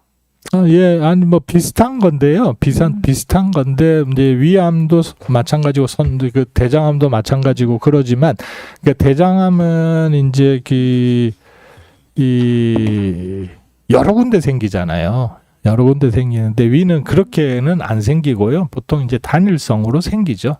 단일성으로 생기고 대장은 이렇게 선종이 꽈리 형태로 이렇게 진짜로 이렇게 볼록 이렇게 자라나는 선종이 많은 반면에 위는 이렇게 평평한 선종이 많아요. 예, 그래서 뭐 그런 약간 이제 차이가 있죠. 예.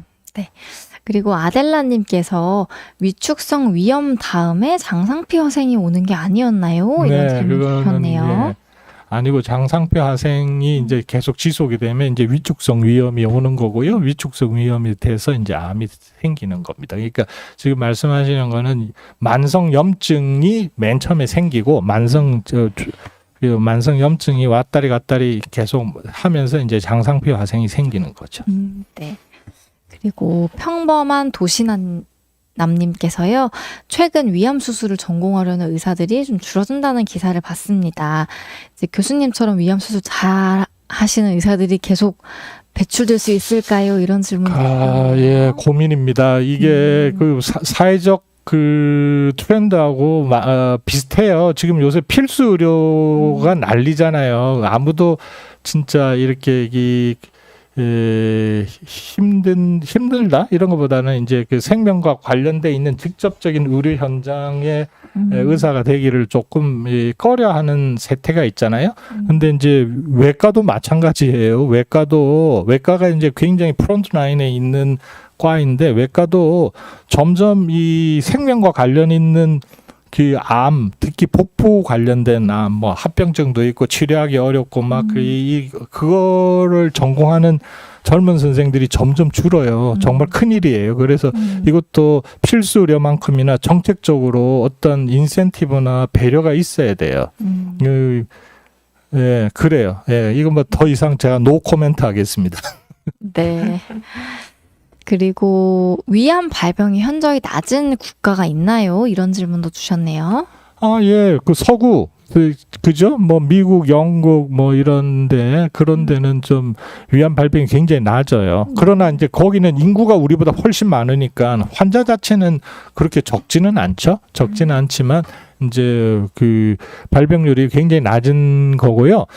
전 세계적으로 볼 때 사망률도 사망률이지만, 그러니까 암 사망률 넘버원이 폐암이에요. 폐암. 그 다음 대장암, 그 다음 위암이에요. 예, 그러니까 굉장히 여전히 위험한 암이죠. 그 다음에 이제 DALY라고 그래가지고 어떤 암에 걸리면 그 병으로부터 일찍 돌아가시거나 그 다음에 이제 그 장애가 생기는 거, 뭐 예를 들어 뭐 잘 못 움직이시고 이게 배드리든 상태로 장애가 생기는 거를 그 매기는 척도가 있거든요. 그게 위암이 세 번째 많아요. 그러니까 사회적 손실도 그 질병에 관련된 사회적 손실도 세 번째로 높은 암이에요. 그러니까 굉장히 이 진행된 암에서는 참 힘들죠. 예. 네.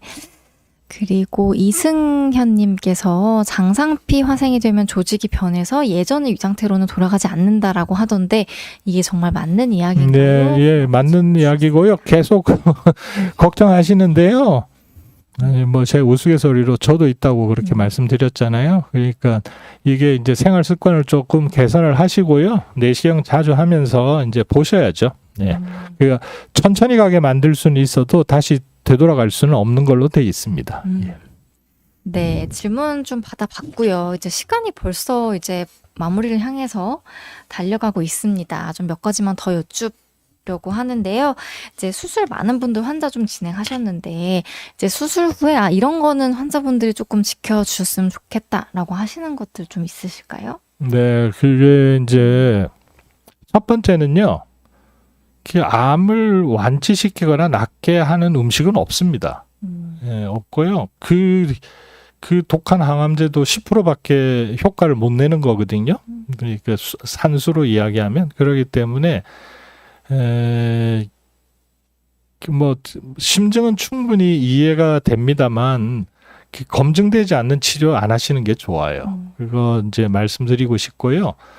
그 다음에 예, 그게 제일 중요할 것 같아요. 그게 제일 중요하고 그 다음에 이제 위를 절제하고 나면 막 많이들 불편하시거든요. 뭐 아주 막 못 견딜 만큼 불편한 건 아닌데 소소하게 불편한 게 많이 생기세요. 예, 이런데 그걸 이제 해결할 수 있는 가장 좋은 방법은 천천히 드시는 거예요.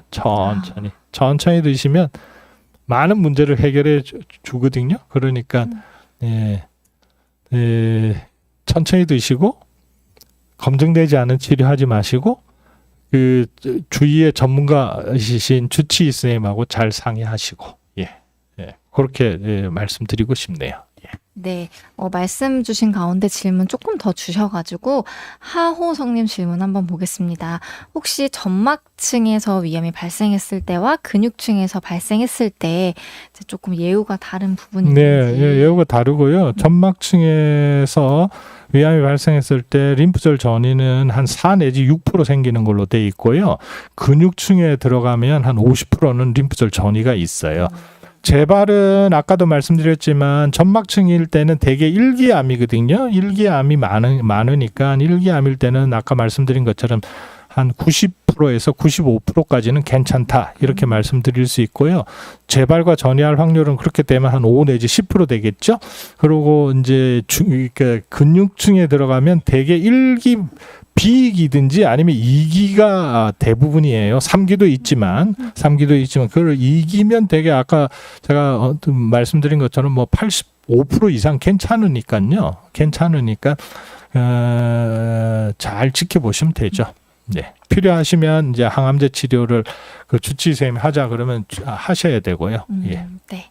그리고 김영애님께서는요, 만성 위축성 위염, 장상피화생, 그리고 십이지장 점막하 종괴가 5mm 발견되었다고 합니다. 걱정이 되신다고 말씀 주셨는데요. 네, 그 뭐 계속 말씀드리지만 저건 지금 현재로 그냥 두고 보는 거거든요. 예, 두고 보는 거기 때문에 그냥 마음 편안하게 가지시고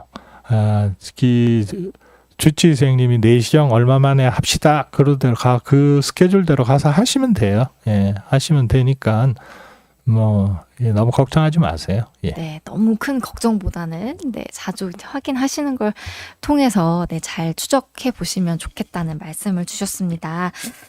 네, 슬슬 마무리를 향해 가봐야 될 것 같은데요.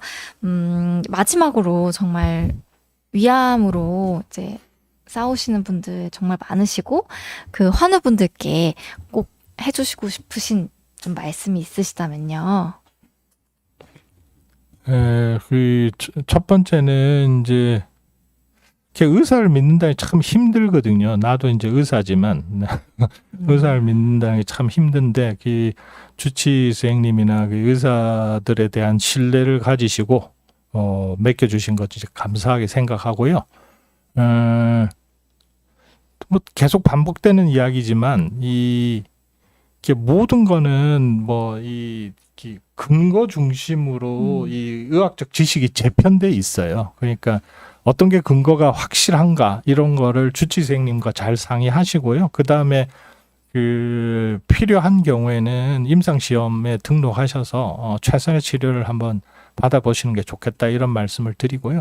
웬만하면 다 이제 아까 말씀드린 것처럼 위암에 걸리셔도 완치할 가능성이 한 78% 되기 때문에 웬만하면 이게 너무 낙담하지 마시고 치료 잘 받으시면 될 것 같아요. 그리고 뭐 조기암이나 이런 경우에는 정말 거의 해결이 다 가능하거든요. 네, 해결이 다 가능하니까 좀 낙담되시겠지만 치료를 포기하지 마시고 잘 받으세요. 잘 받으시고 아까 뭐 여러 가지 위험 요인이나 이런 것 때문에 고민하시는 거를 봤는데 뭐 충분히 이해는 되는데 그 뾰족한 방법은 없고 그 프로그램에 따라서 철저히 감시하는 게 중요하니까 감시해서 예를 들어 뭐 문제가 생겼다 그러면 빨리 해결할 수 있는 게 되니까 그 검진이나 이거 하는 거를 잘 하셔야죠. 예. 네, 무엇보다 빠르게 발견하는 것이 가장 중요하니까 검진 잘 받으셔서 이제 좋은 또 결과를 받으셨으면 좋겠다라는 말씀 덧붙여서 마무리해 보겠습니다. 오늘 2시간 동안 스튜디오에 나오셔서 긴 말씀 나누어 주시고 또 고민도 잘 나누어 주셔서 감사의 말씀 드리고요. 늦은 시간까지 시청해 주신 여러분들께도 감사의 말씀 드리면서 오늘 인터뷰쇼 마무리해 보겠습니다. 여러분 시청해 주셔서 감사합니다. 감사합니다.